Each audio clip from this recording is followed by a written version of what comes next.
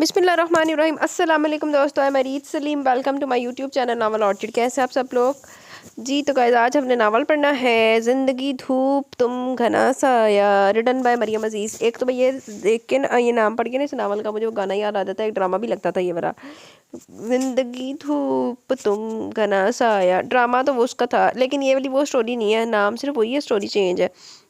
Drama तो क्या नाम है उसका, सनम बलोच उसका था। तो बाबे ना ब्याह हो जाता, फहद मुस्तफा भी था वो पहली किस्त में बेचारा मर जाता था, फिर बाबे ना ब्याह हो जाता। अच्छा खैर, हम ड्रामा की डिस्कस करें, पता नावल पढ़ना आया तो आओ नावल पढ़ते हैं। तो लेकिन इससे पहले अगर जिसने मेरे चैनल नावल ऑर्चिड को सब्सक्राइब नहीं किया तो सब्सक्राइब कर लें और साथ में बेल आइकन भी प्रेस कर लें ताकि आने वाली वीडियो आपको मिलती रहे। तो पढ़ते हैं, कोशिश करेंगे पूरा मुका दें, लेकिन देखते हैं क्या होता है। तो पढ़ते हैं ज़िंदगी धूप तुम कना साया, written by Maryam Aziz. Story line मुझे याद नहीं है, पढ़ोगे साथ साथ लग जाएगा पता, ठीक है। गली का मोड़ मुड़ते इसकी नज़र इस शख्स पर पड़ी जो एक टांग दीवार से टिकाए दूसरी टांग के सहारे अपने मखसूस हुलिये में खड़ा था। जीन्स पर शोख रंग की कमीज पहने, हाथ पर मुख्तलिफ रंगों के बैंड चढ़ाए और कॉलर के खुले बटनों से झांकती चेन। इस पर नज़र पड़ते ही एक दम सीधा होते हुए दोनों हाथों से बालों को संवारने लगा। कायनात ने जल्दी से नजरें झुकाकर माथे तक ली हुई चादर को मजीद आगे सरकाया। हर कदम के साथ इसकी घबराहट में इजाफा होने लगा था। आदाब अर्ज है। इसके करीब पहुंचने पर एक अदा से झुका तो कायनात के कदमों में मजीद तेजी आ गई। मैं तुम्हारी एक झलक के लिए आधा आधा घंटा खड़ा रहता हूँ और तुम होकर जवाब देना तो दूर नजर उठाकर भी नहीं देखती। इसके पीछे चलते हुए वो शिकवा करने लगा। कायनात ने चोर नजरों से सुनसान गली को देखा। इस तरह चुप रहकर तुम कब तक मुझे नज़रअंदाज करोगी? ये मेरी शराफत है जो मैं अब तक बर्दाश्त कर रहा हूँ। इसका लहजा अचानक धमकिया मेज हो गया। वो कांपते हुए हाथों से ताला खोलने लगी। जीनत आंटी का दरवाज़ा खुलते जहाँ वो चौंका वहीं कायनात ने भी सुकून का सांस लिया। मैं अम्मा को भेजूंगा तुम्हारी तरफ। वो इसके कानों में सुर फूंकते हुए वापस मुड़ गया। क्या कह रहा था नामुराद? जीनत आंटी ने इसकी उड़ी हुई रंगत देखते हुए पूछने लगी।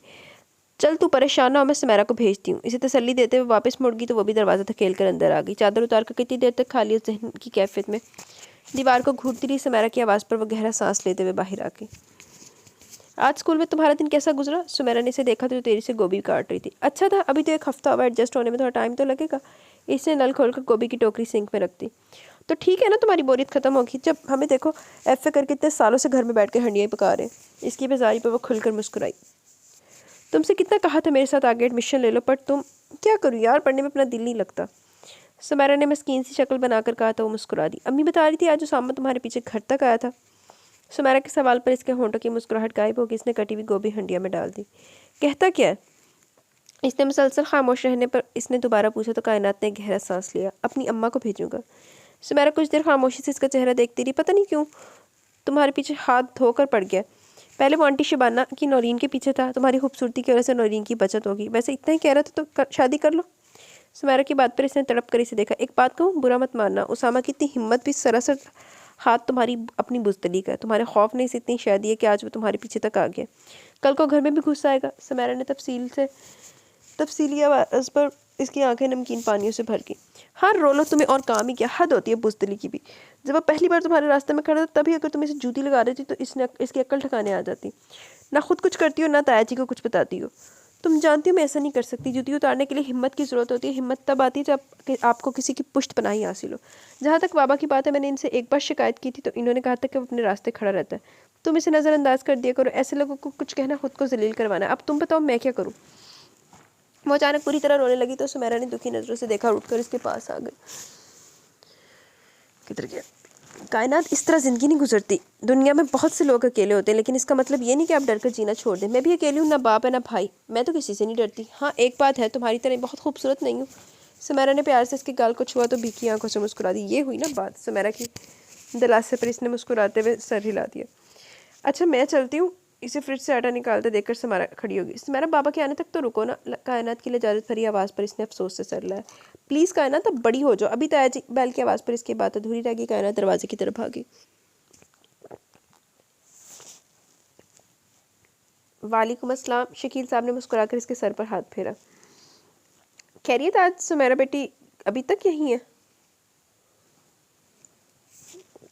उन्होंने शरारत से देखा जिसे समझकर वो मुस्कुरा दी। बस ताया जी, आप जानते हैं मेरा वास्ता कुछ ज़्यादा ही बहादुर लोगों से पड़ गया।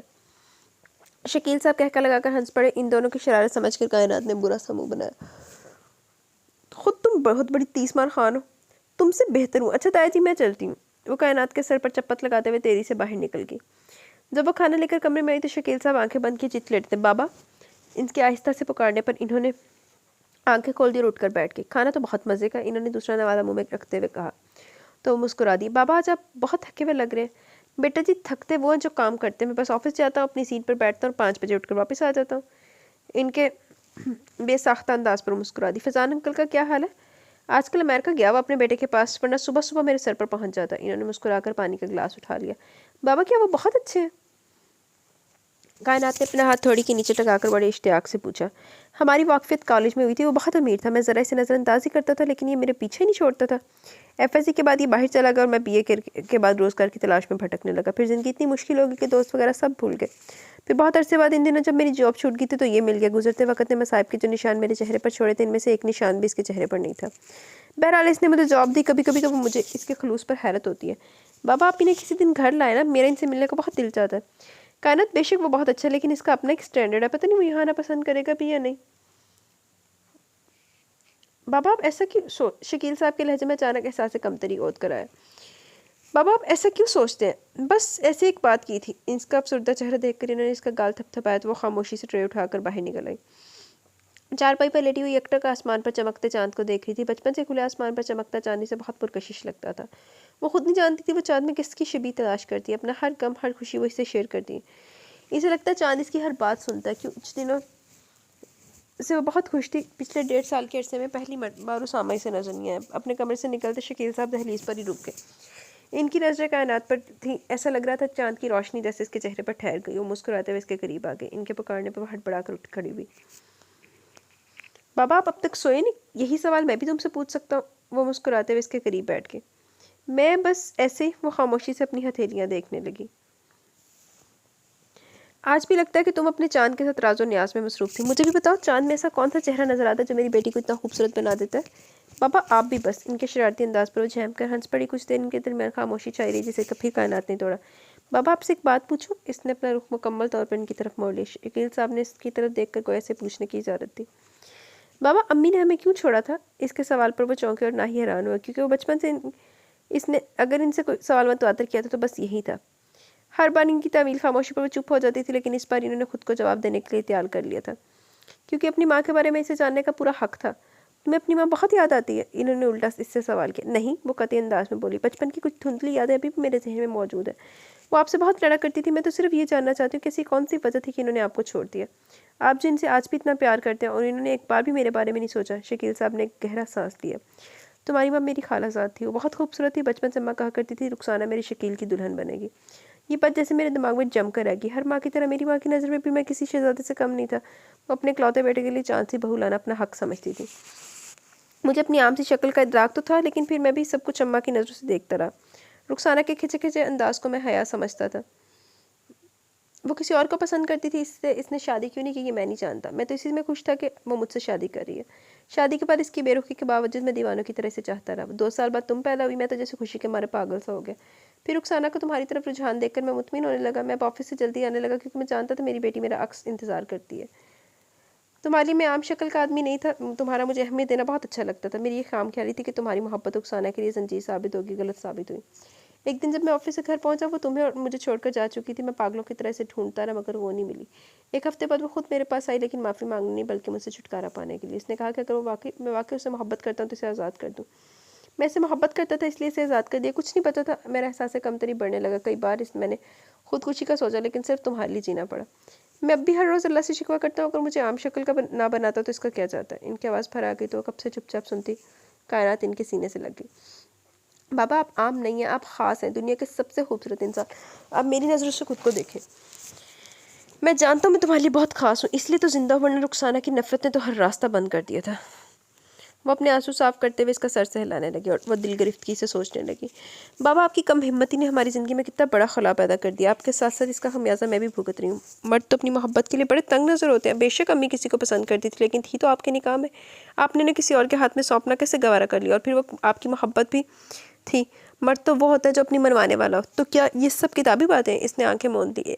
एक आप हैं जिन्होंने अपनी कम हिम्मती की वजह से घर की इज्जत को आराम से दूसरे के हवाले कर दिया, और एक उसामा जो दूसरों की दहलीज को अपनी गुंडागर्दी के जोर पर रोंदने की कोशिश करता है। मर्दानगी के ये कौन से रूप है? ऐसे मर्द कहाँ हैं जिन्हें देखकर तहफ़्फ़ुज़ का एहसास होता है, जो अपनी ज़िंदगी इज्जत के लिए कुछ भी कर जाते हैं, जिनकी बहन बेटियों को कोई टेढ़ी नज़र से नहीं देख सकता, जो अपनी मोहब्बत के लिए कुछ भी कर सकते हैं। दिन ओके जाके जैसी नावल से पता लग जाएगा ऐसे मर्द कितने, तेरा हीरो इदा नहीं होना। इसने थक कर अपना सर शकील साहब की गोद में रख दिया। वो बड़े मगन अंदाज में गुनगुनाते हुए सहन में झाड़ू लगा रही थी। वॉशिंग मशीन की बेल पर वो झाड़ू रखकर उठ खड़ी भी। शकील साहब बड़े गौर से देख रहे थे। रात को होने वाली बातों का कोई अक्स इसके चेहरे पर नहीं था। कपड़े टब में डालकर वो किचन की तरफ भागी तो एक कसूदा सी मुस्कुराहट इनके होंठों को छू गई। वैसे इदा दी ना मल्टाए टैलेंटेड कह लो या मल्टाए एक टाइम ਦੇ ਵਿੱਚ ਮਲਟਾਈ ਟਾਸਕ ਪਰਫਾਰਮ ਕਰਨ ਵਾਲੀ ਸਿਰਫ ਨਾਵਲਾ 'ਚ ਹੀ ਲੱਭ ਸਕਦੀ। ਉਧਰ ਦੇਖ ਉਹਨੇ ਕੱਪੜਿਆਂ ਦੀ ਮਸ਼ੀਨ ਵੀ ਲਾਈ ਹੋਈ ਆ, ਨਾਲ ਨਾਲ ਝਾੜੂ ਵੀ ਮਾਰ ਰਹੀ ਤੇ ਨਾਲ ਕਿਚਨ भी देख रही। ਤੇ ਮੇਰੇ ਵਗਰੀ ਜਦੋਂ ਕੱਪੜੇ ਦੀ ਮਸ਼ੀਨ ਲੱਗ ਜਾਵੇ ना आके मैं मुझे होता है कि मुझे पानी भी पिला दे। मैंने आके सारा दिन बिस्तर से नहीं उठना। क्या भाई आज बहुत काम किया, मैं बहुत थक गई हूँ। अच्छा होता चलता है नावल्स की दुनिया। बेटा एक वक्त में एक ही काम किया करो। एक टांग तुम्हारी सहन में होती है तो दूसरी किचन में। ये ना हो कुछ देर बाद तुम चकरा कर सहन में ढेर हो जाओ। इनके शरारती अंदाज पर वो खिलखिलाकर हंस पड़ी। नहीं होती इन्होंने खुश होता है नावल दी रोई ना। बाबा आप जानते हैं मैं एक मसरूफ़ बंदी हूँ। सिर्फ एक संडे का दिन मेरा अपना होता है। आपके और मेरे इतने कपड़े जमा है वो भी तो धोने हैं, और साथ आपको स्पेशल डिश भी खिलानी है, इसलिए किचन का दौरा वक्तन फ़वक्तन ज़रूरी है। तार पर कपड़े फैलाते हुए वो इनसे बातें भी कर रही थी। तो अल्लाह की बंदी, संडे का मतलब ये तो नहीं तुम खुद को घन चक्कर बना लो। बस अब सब को छोड़ो और अपने बाबा के पास आ जाओ। इनके अंदाज पर कपड़े वहीं रखकर इनकी तरफ बढ़ी, लेकिन दरवाजे पर दस्तक सुनकर इसे मुड़ना पड़ा। आहो सारा कुछ उत्थे कर ला, कपड़े समेट रहे नहीं, तेरे तो कपड़े में बदबू भी नहीं पैदा होनी। दरवाज़ा खोलने पर नजर आने वाली हस्ती को देखकर एक पल के लिए वो चकरा कर आएगी। कौन है बेटा? इसे यूँ खड़ा देखकर शकील साहब खुद उठे। दरवाजे में खड़ी उसामा की वालदा को देखकर एक पल के लिए वो भी हैरान हुए, लेकिन अगले ही पल उन्होंने एक इस्तकबालिया मुस्कुराहट चेहरे पर सजा ली। अरे बानो आपा अंदर आए ना। बानो बेगम ने गहरी नज़र से इसके सफ़ेद पड़ते चेहरे पर डाली, कदम अंदर की तरफ बढ़ा दिया। अंदर चलते हैं। नहीं यही ठीक है। शकील साहब के कहने पर इन्होंने सहन में रखी कुर्सियों की तरफ इशारा किया तो वो खामोशी से वहीं बैठ गई। शकील मैं तुमसे एक ज़रूरी बात करने आई हूँ। किचन में खड़ी कायनात का हर अज़ू कान बन गया। आप हुक्म करें आपा। मैं उसामा के लिए कायनात का हाथ मांगने आई हूँ। बानो बेगम की बात पर वो साख्त रह गई, जिसके इनके सामने बैठे शकील साहब ने गहरा सांस लिया। आप मेरे घर आई, मुझे इस बात की बहुत खुशी हुई, लेकिन इस बात के लिए मैं माजरत खुआऊँ। क्यों शकील, क्या बुराई है मेरे उसामा में? इनके तहम्मुल से दिए गए जवाब पर तनक कर बोली। क्या अच्छाई है उसामा में? वो सिर्फ सोच कर रह गए। आप बात अच्छाई है बुराई की नहीं है, बस मैं अभी कायनात की शादी नहीं करना चाहता। इन्होंने ठंडे लहजे में इन्हें टालना चाहा, लेकिन वहाँ पे आदत भड़क उठी। हद होती है शकील, पिछले 1.5 साल से मैं तुम्हारे घर के चक्कर लगा रही हूँ, हर बार तुम टाल जाते हो। अभी तुम्हें कायनात की शादी नहीं करनी तो कब करनी है? एमए वो कर चुकी है, मजीद क्या करेगी? आखिर करना तो हांडी रोटी है। एमए करवाकर तुम समझ रहे हो तुम्हारी बेटी को सुर्खाब के पर लग गए। ये हम ही हैं जो बार बार आ जाते हैं। वो गुस्से से बोलते हुए अचानक खामोश होगी, क्योंकि शकील साहब बगैर किसी तासुर के ज़मीन को घूरते रहे। इन्हें अपना लहजा बदलना पड़ा। शकील कायनात को हम बहुत खुश रखेंगे। आपा ये किस्मत के फैसले जो सही वक्त आने पर खुद हो जाते हैं। बानो बेगम ने गुस्से से पहलू बदला। चलो मान लिया कायनात ज़्यादा पढ़ी लिखी है, उसामा एफए भी नहीं कर सका, लेकिन तुम जानते हो हमारा इकलौता बेटा, हमारे पास अल्लाह का दिया सब बहुत कुछ है। हम तुम्हारी बेटी को रानी बनाकर रखेंगे। इन्होंने जवाब देने के लिए मुंह खोला ही था कि तभी कायनात को आता देखकर खामोश हो गए। इन्होंने गौर से कायनात की परेशान सूरत देखी, जो चाय के कप मेज़ पर रख रही थी। इनके जाते हुए दो टोक अंदाज में बोले, देखे आपा, बात अगर तालीम की होती तो शायद मैं कॉम्प्रोमाइज़ कर लेता, लेकिन उसामा की सोहबत अच्छी नहीं। हर ख़राब लड़के के साथ इसकी दोस्ती है। पिछले माह चोरी के केस के सिलसिले में वो जेल भी जा चुका है। कायनात का मेरे सिवा इस दुनिया में कोई नहीं है। मैं इसके लिए ऐसा साथी चाहता हूँ जो मेरे बाले से तहफ़्फ़ुज़ दे सके, जबकि उसामा वो खुद महफूज नहीं, मेरी बेटी को क्या तहफ़्फ़ुज़ देगा? तो तुम्हें क्या लगता है कि तुम्हारी बेटी के लिए इस 2 कमरों के महल में कोई शहजादा उतरेगा? इनका लहजा गुस्सीला होने के साथ इस्तज़ाइया भी था। हो सकता है आपा मेरी बेटी इतनी बख्तावर हो। वो मुस्कुराकर बोले तो बानो बेगम के तन बदन में आग लग गई। वो एक झटके से उठी। ये तुम अच्छा नहीं करे शकील, ये इनकार तुम्हें बहुत भारी पड़ सकता है। इनके धमकियाँ में इस लहजे पर कायनात काम करेगी। नहीं मैं एक बार फिर माजरत चाहता हूँ आपा। वो गुस्से से वापस मुड़ गई। इन्हें अपने बेटे के पर सख्त ताव आ रहा था। इसी की जिद पर वो बार बार आ जाती थी। गलती इनकी थी। इन्होंने नौरीन से छुटकारा पाने के लिए उसामा की तवज्जो कायनात की जानिब मबसूल करवाई। कायनात खूबसूरत होने के साथ साथ इस 4 मरले के घर की इकलौती वारिस थी। इन्हें ये सब बहुत आसान लग रहा था, लेकिन उसामा की दिन ब दिन बढ़ती गलत सरगर्मियों ने बहुत मुश्किल खड़ी कर दी थी। वो मानती थी कि बाप होने के नाते शकील साहब के खदशात बिल्कुल दुरुस्त है। लेकिन वो अपनी ममता के हाथों अपने बेटे की गलत हरकतों को नज़रअंदाज करने पर मजबूर थी। पहले कुछ अरसे में इन्होंने कोशिश की कि उसामा कायनात का ख्याल दिल से निकाल दे, लेकिन अब वो इसको छोड़ने को तैयार नहीं था।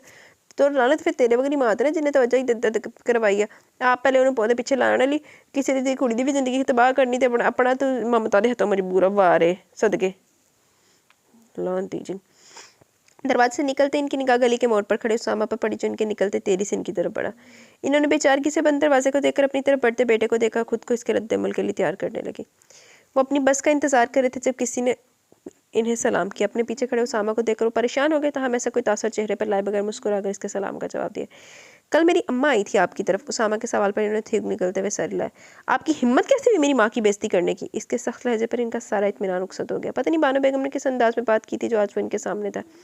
बेटा मैंने तो ऐसी कोई बात नहीं की। अपनी आवाज़ की लर्जिश इन्हें खुद भी महसूस हुई। तो क्या अम्मा झूठ बोल रही हैं? आपने नहीं कहा कि मैं कायनात के काबिल नहीं, कायनात की शादी मुझसे नहीं हो सकती, मैं गुंडा हूँ जिसकी कंपनी गलत लड़कों के साथ है। इसकी ऊंची आवाज़ पर इन्होंने घबरा कर इर्द गिर्द देखा, जहाँ से इक्का दुक्का लोग ही गुजर रहे थे। आपका ख्याल आपकी बेटी के लिए शहजादा है? गलत फहमी है आपकी। आपकी बेटी इतनी भी बख्तावर नहीं कि मुझसे इसकी जान छूट जाए। आपकी बेटी का नसीब अब ये गुंडा ही बनेगा, और ये बात इतनी ही तय जितनी पत्थर पर लकीर। शकील साहब को इसके सर्द लहजे से सख्त खौफ महसूस हुआ। इस गुंडे की अब तक आपने शराफत देखी है। 1.5 साल तक अम्मा आपसे शरीफों की ज़ुबान में बात करती रही, इसलिए मैं कायनात को इज्जत से अपने घर लाना चाहता था, लेकिन अब मजबूरन मुझे अपनी ज़ुबान इस्तेमाल करनी पड़ेगी। कल आप खुद अपनी बेटी का रिश्ता लेकर मेरे घर आएंगे। दूसरी सूरत में आपकी बेटी को उठवाना मेरे लिए कोई मसला नहीं है। शकील साहब के लिए अपनी टांगों पर खड़ा रहना मुश्किल हो गया। चलता हूँ, उम्मीद है मेरे अपने होने वाले दामाद की बात आपकी समझ में आकी होगी। वो अपनी बेखौफ नजरें इनकी खौफजदा आंखों में गाड़ते हुए मुस्कुरा, अगले ही पल फातिहाना चाल चलता हुआ वापस मुड़ गया, और इन्हें वहाँ से हिलने के लिए भी अपनी पूरी तवानाई सर्व करना पड़ी। एक ते प्यो थी जिन्हें भुजदा लाना, एंड ऐसी बार तो सारे इन्होंने सिर ते नचते चढ़ के।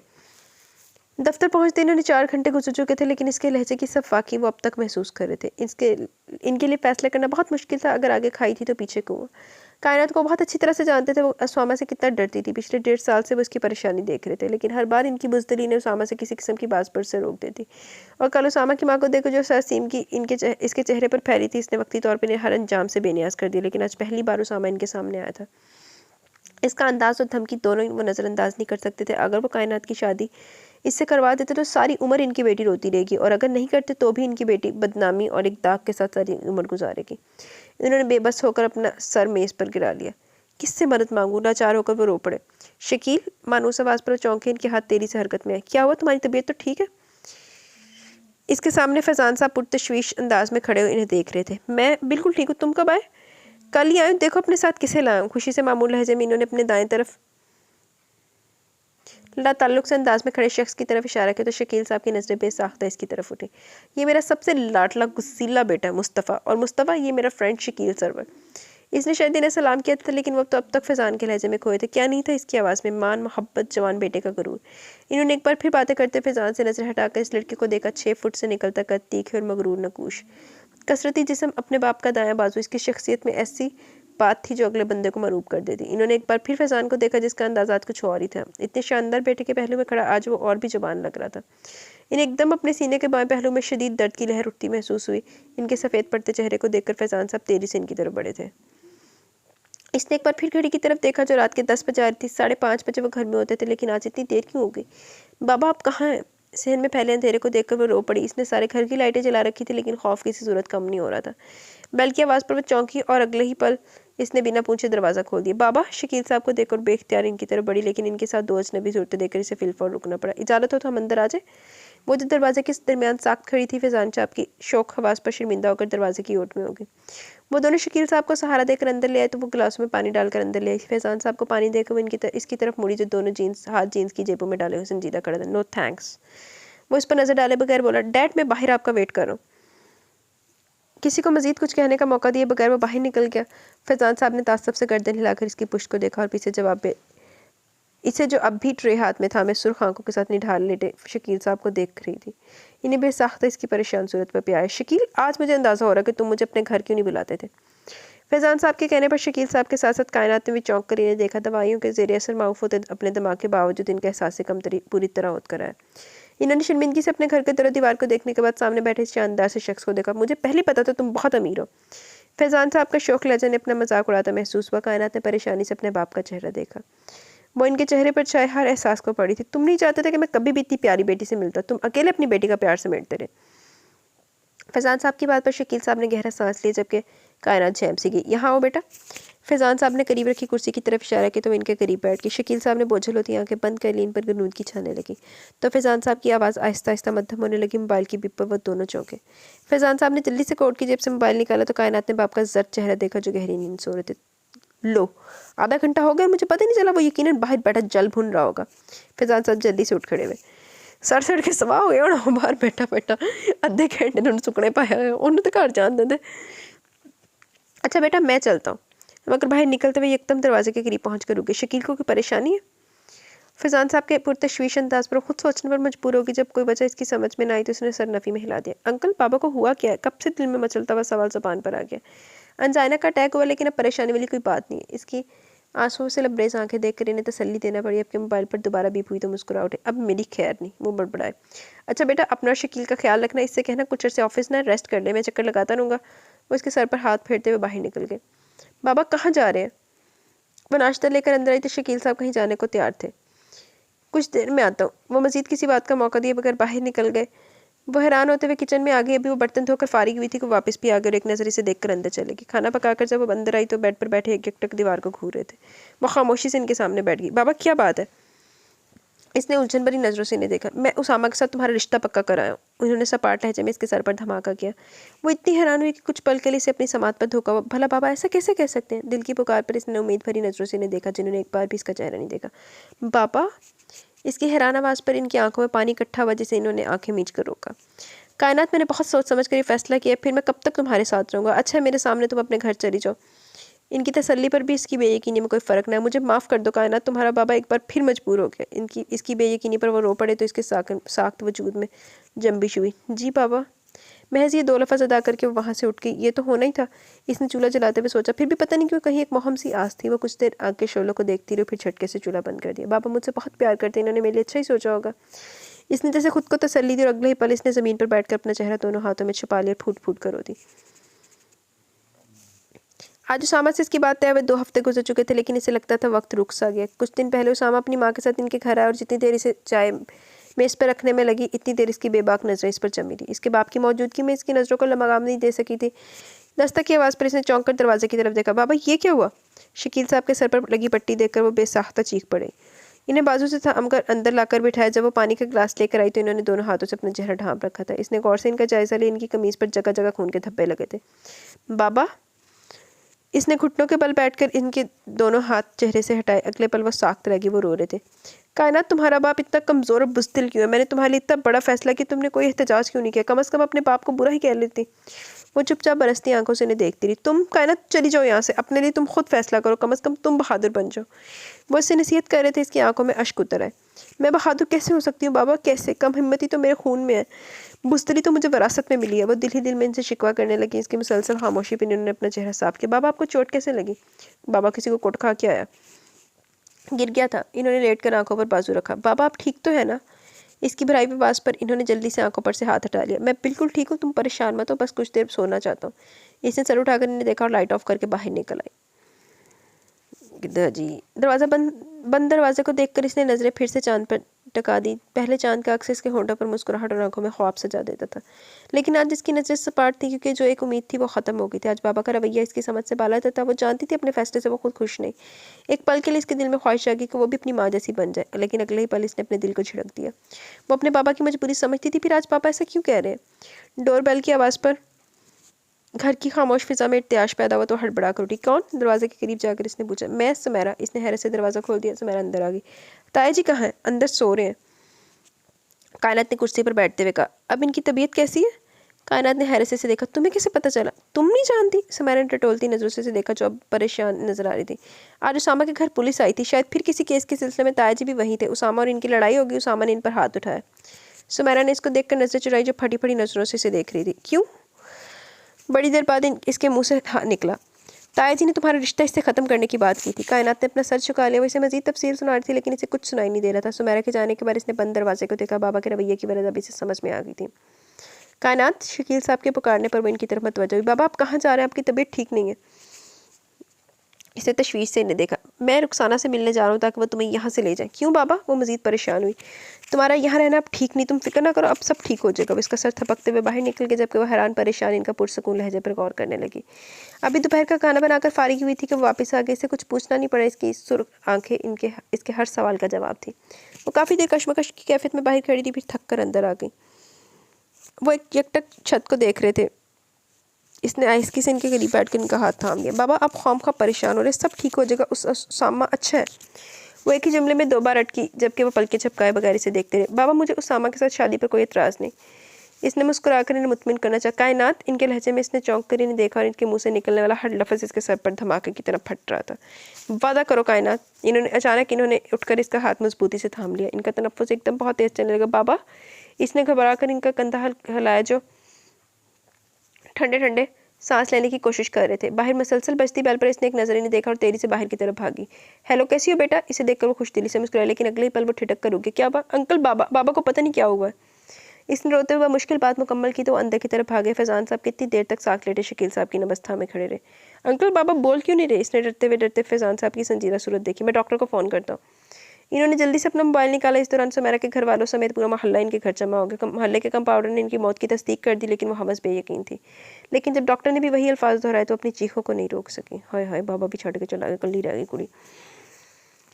बरामदे के पिलर से टेक लगाए वो खाली नजरों से सहन को देख रही थी। कुछ दिन पहले यहीं से इसके बाप का जनाजा उठा था। इस आंगन ने कोई खुशी नहीं देखी, सिर्फ दुख देखे थे। कभी ख्वाबों के टूटने का दुख, कभी अपनों के जाने का दुख। कितनी हैरत की बात थी कि वो माँ जिसके प्यार की वो सदा से मतलाशी थी, वो पिछले 5 दिनों से इसके साथ थी, लेकिन अब इसे इनकी चाह नहीं थी। रुखसाना ने इसके सर पर हाथ फेरा तो वो चौंकी, लेकिन जब इसके अंदाज में कोई फ़र्क न आया तो उन्होंने खुद ही हाथ हटा लिया। वो कुछ देर मुनासिब लफ्ज़ों की तलाश में नहीं, फिर इनकारते बोली, शकील ने तुम्हें मेरे बारे में क्या बताया था मैं नहीं जानती, और पता नहीं तुम मेरी बात समझ सकोगी या नहीं। वो बहुत गौर से इसका चेहरा देख रही थी। मैंने कभी भी शकील को शौहर की हैसियत से पसंद नहीं किया, सिर्फ अपनी माँ के कहने पर मजबूर हो गई थी। मैं इसे साफ बताया कि मैं किसी और को पसंद करती हूँ, लेकिन खैर। इन्होंने गहरा सांस लिया। किसी ऐसे शख्स के साथ ज़िंदगी गुजारना जिसे आप पसंद ना करते हो किसी अजाब से कम नहीं होता। शायद तुम मेरी इस बात का अंदाज़ा कर सको, क्योंकि तुम्हें भी ज़िंदगी ऐसे शख्स के साथ गुजारनी है। कायनात की साख्त आंखों में जंबिश हुई। कोई माँ ऐसे अपनी औलाद पर तंज कर सकती है?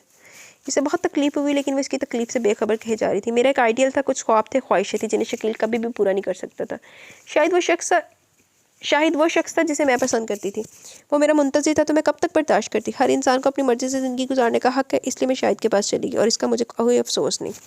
कायनात ने पहली बार इनकी तरफ देखा। कुछ दिन पहले शकील मेरे पास आया था तुम्हारे लिए। वो परेशान था, लेकिन इस कदर परेशान था इसका अंदाज़ा नहीं था मुझे।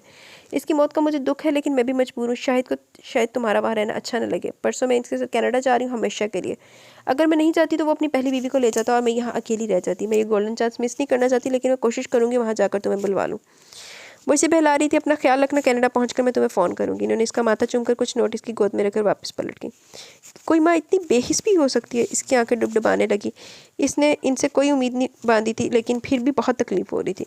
घर के सोने दर दीवार शाम के साइज को हौलाने लगे तो इसने बेख्तियार अपने बाप को याद किया। इदा दी मावां भी होंदियां, इदा दी मावां तो बंदा ना अगला दे फड़ के। सुमेरा और जीनत आंटी को देखकर बेख्तियार मुस्कुराई, दरवाज़ा छोड़कर अंदर आ गई। तुम्हारी माँ कहाँ है? जीनत बेगम ने इसके पीछे आते हुए मतलाशी नज़रों से इधर उधर देखा। वो चली गई। क्या? इनकी आवाज़ में हैरत थी। तुम साथ नहीं गई? जीनत ने बगौर इसका जर्द चेहरा देखा। आंटी, मैं यहीं ठीक हूँ। इन्होंने मुझे चलने को कहा था, पर मैंने सोचा वहाँ आराम से नहीं रह सकती, फिर आप लोग तो है ना मेरे पास। इसने मुस्कुरा कर इन्हें देखा तो वो दोनों एक दूसरे को देख कर रह गई। देखो बेटा, तुम्हारे यहाँ रहने पर हमें कोई इतराज़ नहीं है, हम सब तुम्हारे हैं। लेकिन कायनात, अभी तो उसामा जेल में है, लेकिन कभी ना कभी तो बाहर आएगा और आते हुए शादी की बात करेगा। तुम कर लोगी इससे शादी? जीनत आंटी की बात पर इसने सर झुका लिया। इससे टक्कर लेना हमारे बस की बात नहीं है। मैं खुद एक अकेली औरत हूँ, 2 बेटियों का साथ है। कोई ऊंच नीच होगी तो?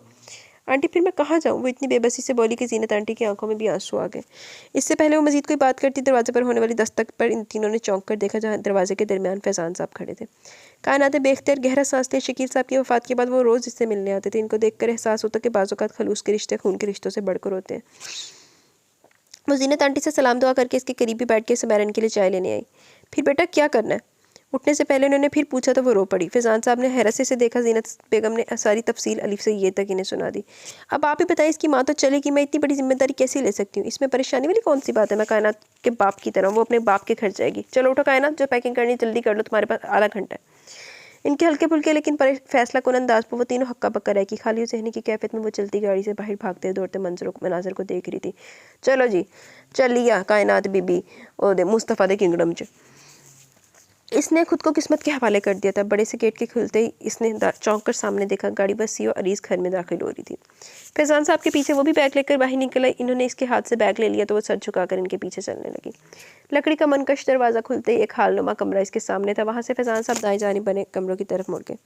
डैड, हेलो डैड, कहाँ थे आप? इनको देखती दो मुख्तलिफ आवाज़ें उभरी, जिसे देखकर खामोश होगी। इसने डरते डरते नज़र उठाकर डाइनिंग टेबल के गिर्द बैठे हजरात को देखा, जिनमें एक इंतहाई खुश शक्ल खातून थी। इनके साथ वो बैठा था जो पहली बार अंकल के साथ इनके घर आया था। इसके अलावा 2 लड़के और भी थे जो इसे घूर रहे थे। वो मजीद सहम कर फैजान साहब के पीछे छुप गई। अरे, तुम लोगों ने खाना खा लिया? फैजान साहब मुस्कुराकर कुर्सी पर बैठ कर इसका हाथ पकड़ कर इसे भी अपने साथ वाली कुर्सी पर बिठा लिया। ये कायनात है मेरे अजीज़ दोस्त शकील की बेटी। शकील की डेथ के बाद ये बिल्कुल अकेली रह गई, इसलिए मैं इसे यहाँ ले आया। अब ये हमारे साथ रहेगी। वो जितनी देर बोलते रहे वो आंसू पीने में मसरूफ़ रही। और कायनात, ये मेरी प्यारी सी बीवी नुसरत। फैजान साहब की शरारती अंदाज पर इसे सर उठाकर इस औरत को सलाम किया, जिसके जवाब सर की खफीफ जंबिश की सूरत में है। ये मेरा बड़ा बेटा मुस्तफ़ा, इसने M.Com किया, पिछले 2 सालों से अमेरिका में था। फैजान साहब ने इसी लड़के की तरफ इशारा किया जिनके घर आया था। इसके सलाम करने से वो इसे हेलो कहकर फिर अपनी प्लेट की तरफ मुतवज्जा हो गई। ये मेरा दूसरा बेटा शहरोज़, आर्मी में कैप्टन है। आजकल इसकी पोस्टिंग गुजरांवाला में, वीकेंड पर आया हुआ है। कायनात के देखने पर वो मुस्कुराया। ये मेरा सबसे छोटा बेटा मोइस, 3rd ईयर का स्टूडेंट, लेकिन हरकतें प्राइमरी के बच्चों जैसी हैं। इनकी बात पर सबका एक जानदार कहका सुनने को मिला। तारुफ के बाद वो सब फिर अपनी बातों में मशगूल हो गए, जबकि वो खामोशी से चम्मच हाथ में लिए बैठी थी। खाने के बाद फैजान साहब इसे इसके कमरे में छोड़ गए। पिछले कुछ दिनों से वो मुसलसल जाग रही थी। कुछ देर आँख लगती थी तो तन्हाई का एहसास सोने नहीं देता था। बिस्तर पर लेटकर इसने आंखें बंद करी, लेकिन नींद आंखों से कोसों दूर थी। अजनबी लोग और अजनबी घर। इसने छत को घूरते हुए सोचा। इसने बहुत कोशिश की, लेकिन फिर भी आहिस्ता आहिस्ता तकिया भीगने लगा।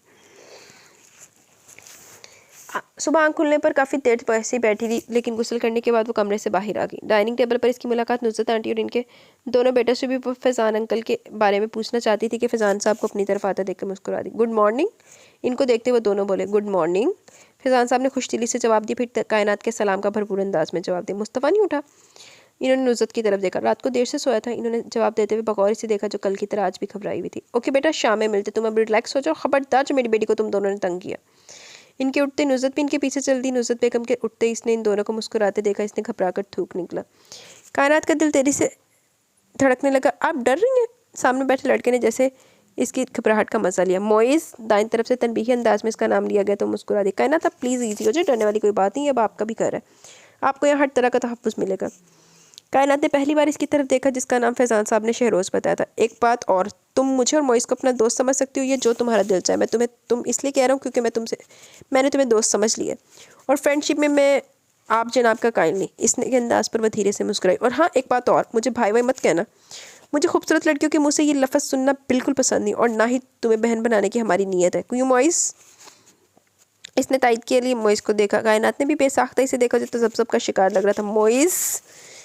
शहरोज़ के दांत पीस कर बोलने पर वह जल्दी से बोला, बिल्कुल बिल्कुल ठीक, फिर दोस्ती पक्की। मोइस ने इसकी तरफ देखा तो कोई चारा ना देखकर इसने सर इस बात में हिला दिया। ये हुई ना बात। शहरोज़ ने मुस्कुराकर इसे देखा। वाह, आज तो यहाँ बड़ी रौनक लगी है। निस्वानी आवाज़ पर वो तीनों पलटे। भाई, हमने शैतान को याद नहीं किया था, तो फिर ये?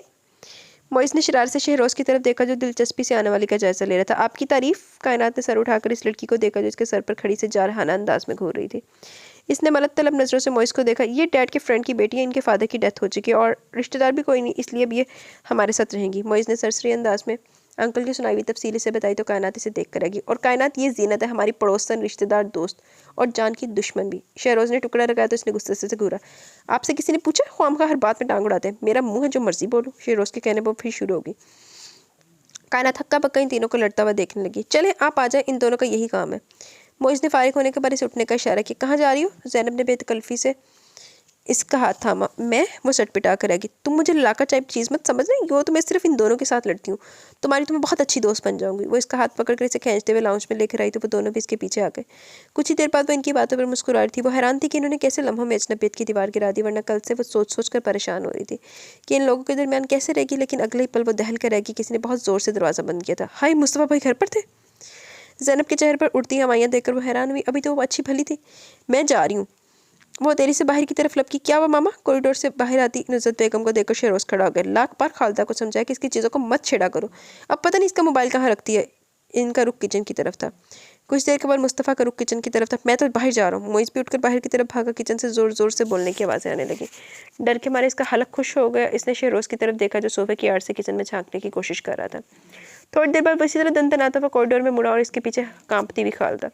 शेरोज धप से सोफे पर बैठकर इसकी घबराई हुई शक्ल देकर मुस्कुराने लगा। रिलैक्स कर, चमक के बाद मतला साफ हो चुका है। अब तुम भी इस घर में आके तो आती हो ही जाओगी। अव्वल तो मुस्तफा भाई किसी बात में दखल नहीं देते, लेकिन अगर कभी किसी बात पर गुस्सा आ जाए तो मैं तो क्या, मामा और डैड भी डर जाते हैं, क्योंकि गुस्से की हालत में वो सब भूल जाते हैं, अच्छा भी और बुरा भी। अब तुम भी हिफ्ज़ मुक़द्दम के तौर पर एक बात याद रख लो, कर लो, जब कभी भाई को जलाल में देखो फ़ौरन खिसक जाओ। क्या हर वक्त गुस्सा करते हैं? इसने डरते डरते पहली बार सवाल किया तो शहरोज़ की मुस्कुराई हैरत से देखा। तुम बोलती भी हो? इसकी बात पर झेंपी झेंपी सी मुस्कान इसके होंठों पर आई तो वो मुस्कुरा दिया। इतना डरने वाली कोई बात नहीं। मसलन फ़र्ज़ करो अगर तुम पर इन्हें गुस्सा है और गलती भी तुम्हारी है, फिर तुम बदतमीज़ी भी करो तो समझो तुम्हारी खैर नहीं, क्योंकि मेरे और मोइस के ख्याल में गुस्से के वक्त इन पर जीना आ जाता है। फिर इसके हिस्से मुझ समेत 4 और बंदों के लिए भी इसे संभालना मुश्किल हो जाता है। और तुम तो हो ही इतने नाजुक। इन्होंने एक थप्पड़ लगाना और तुम बेहोश। इसके ज़ेरे लब मुस्कुराते हुए इसकी सहमी हुई शक्ल देखी। पर मैंने क्या किया? घबराहट के मारे इसकी आंखों में पानी उतरने लगा तो वो कहका लगाकर हंस पड़ा। पागल हो तुम, मैं तो मजाक कर रहा था, तुम पर क्यों गुस्सा करेंगे? वैसे भी वो लड़के से 14 फुट के फासले पर रहते हैं। चलो छोड़ो, मैं चाय लेने जा रहा हूँ, पियोगी? इसके इस बात में सर हिलाने पर वो किचन की तरफ मुड़ गया। वो सरासीमा नज़रों से कॉरिडोर की तरफ देखने लगी। ऐसी जेनी तेरा हीरो आ कुड़िए, तो अपना जिगरा मजबूत कर ला।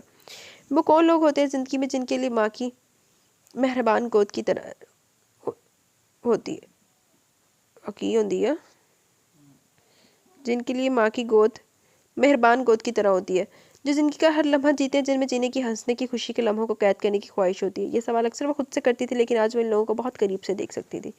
इसकी नज़रें टेनिस खेलते ज़ैनब और मोइस पर जमी थी। इसे यहाँ 2 माह से ज़्यादा अरसा हो गया था। शुरू में इनके तर्ज ज़िंदगी से हम-आहंग होने से बहुत मुश्किल लगा। इसकी दुनिया इसके बाबा तक महदूद थी, जबकि इन लोगों का हल्का अहबाब बहुत बड़ा था। नुसरत बेगम का रवैया शुरू में इसके साथ काफ़ी खुश्क था, लेकिन आहिस्ता आहिस्ता वो इससे बात करने लगी। लेकिन अब वो इसे अच्छी लगती थी। एक बेहतरीन माँ जिनकी जान अपने बच्चों में थी, माँ का प्यार तो इसकी महरूमी थी, वो कुदरती तौर पर खुद ब खुद इनकी तरफ खींचने लगी। फैज़ान साहब इससे बिल्कुल बाबा की तरह बात करते। शेरोज़, मोइज़ और ज़ैनब से तो बहुत अटैच थी, और हाँ, मुस्तफ़ा तो इसे कम ही नजर आता। अगर कहीं इसे देख लेती तो खुद ही वहाँ से भाग जाती। वजह वो डर था जो पहले दिन इसके अंदर बैठ गया था। इसके नज़दीक वो बहुत मगरूर और खुद पसंद था। अस्सलाम वालेकुम जनाब, क्या सोचा जा रहा है? शहरोज़ की आवाज़ पर इसने खुशगवार हैरत से देखा। आप कब आए?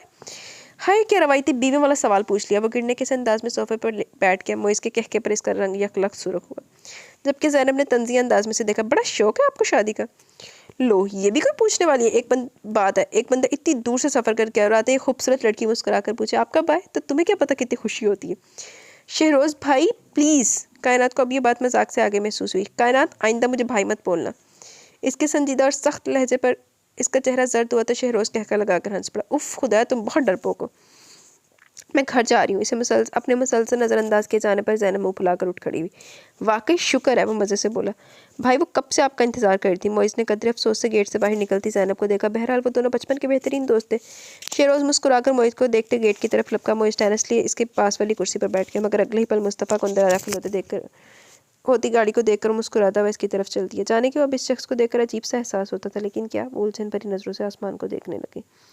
संडे का दिन अच्छा लगता है, कम से कम तुम लोगों की शक्लें तो एक साथ देखने को मिलती हैं। नुसरत बेगम ने मुस्कुराते हुए सबको देखा। मामा, ऐसा संडे भी एक माह में 2 दफ़ा आता है। मोइज़ ने शरारत से ने देखा। शेरोज़, तुम इस दफ़ा जल्दी नहीं आ गए? फैज़ान साहब ने बिरयानी से नब्रत आज़मा शेरोज़ से पूछा। बस डैडी, मुस्तफ़ा भाई की बड़ी याद आ रही थी।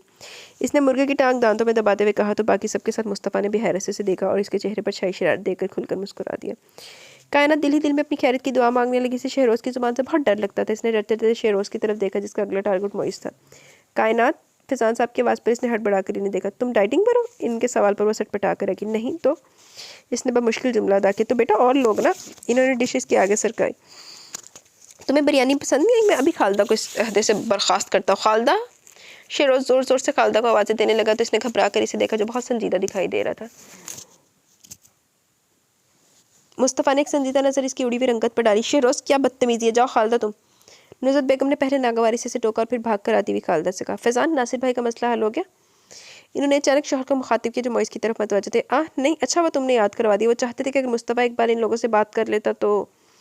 मुस्तफ़ा ने एक नज़र नुसरत बेगम की तरफ देखा, जिनके चेहरे पर नागवारी थी। आई एम सॉरी डैड, ये इनके घर का मसला, मुझे किसी के मामले में मुदाखलत करना पसंद नहीं। अचानक मुस्तफ़ा ने इन्हें दरमियान में रोक लिया। लेकिन मुस्तफ़ा, वो खुद तुम्हें इजाज़त दे रहे हैं। सॉरी डैड, आप मेरी तरफ से एक्सक्यूज़ कर लें। वो खाना अधूरा छोड़कर उठ गया, जबकि नुसरत बेगम अरे अरे करती रह गई। अगर तुम इजाज़त दे देती तो नासिर का काम आसान हो जाता। फैज़ान साहब ने अफसोस से सर हिलाया। कैसे ज़्यादा दे रही थी? आपको इसके मसाज का अंदाज़ा है, फिर भी आप ऐसी बातें करते हैं। वहाँ अगर कोई तलख कलामी हो जाती तो आपका साहब ज़्यादा हाथापाई पर उतर आता। मैं जितना इसे इस मामले से दूर रखने की कोशिश करती हूँ, आप इतना ही इसे इन्वॉल्व करते हैं।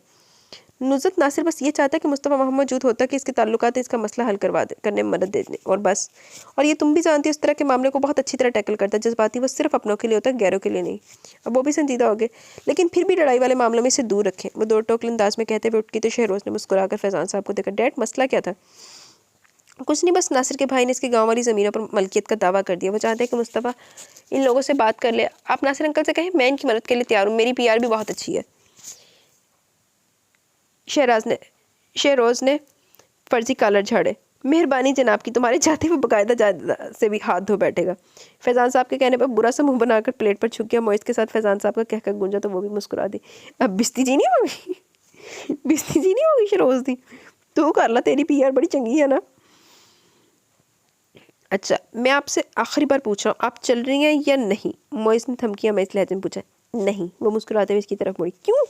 वो झुंझलाया। मोइज़ आंटी मुझे ये काम देकर गई है और मुझे हर सूरत में इनके आने से पहले से ख़त्म करना है। इसने ढेर सारे कपड़ों की तरफ इशारा किया जिन्हें वो तह करके वार्डरोब में रख रही थी। ये सिर्फ बहाना है, वरना मैं जानता हूँ आप बाहर जाना नहीं चाहती।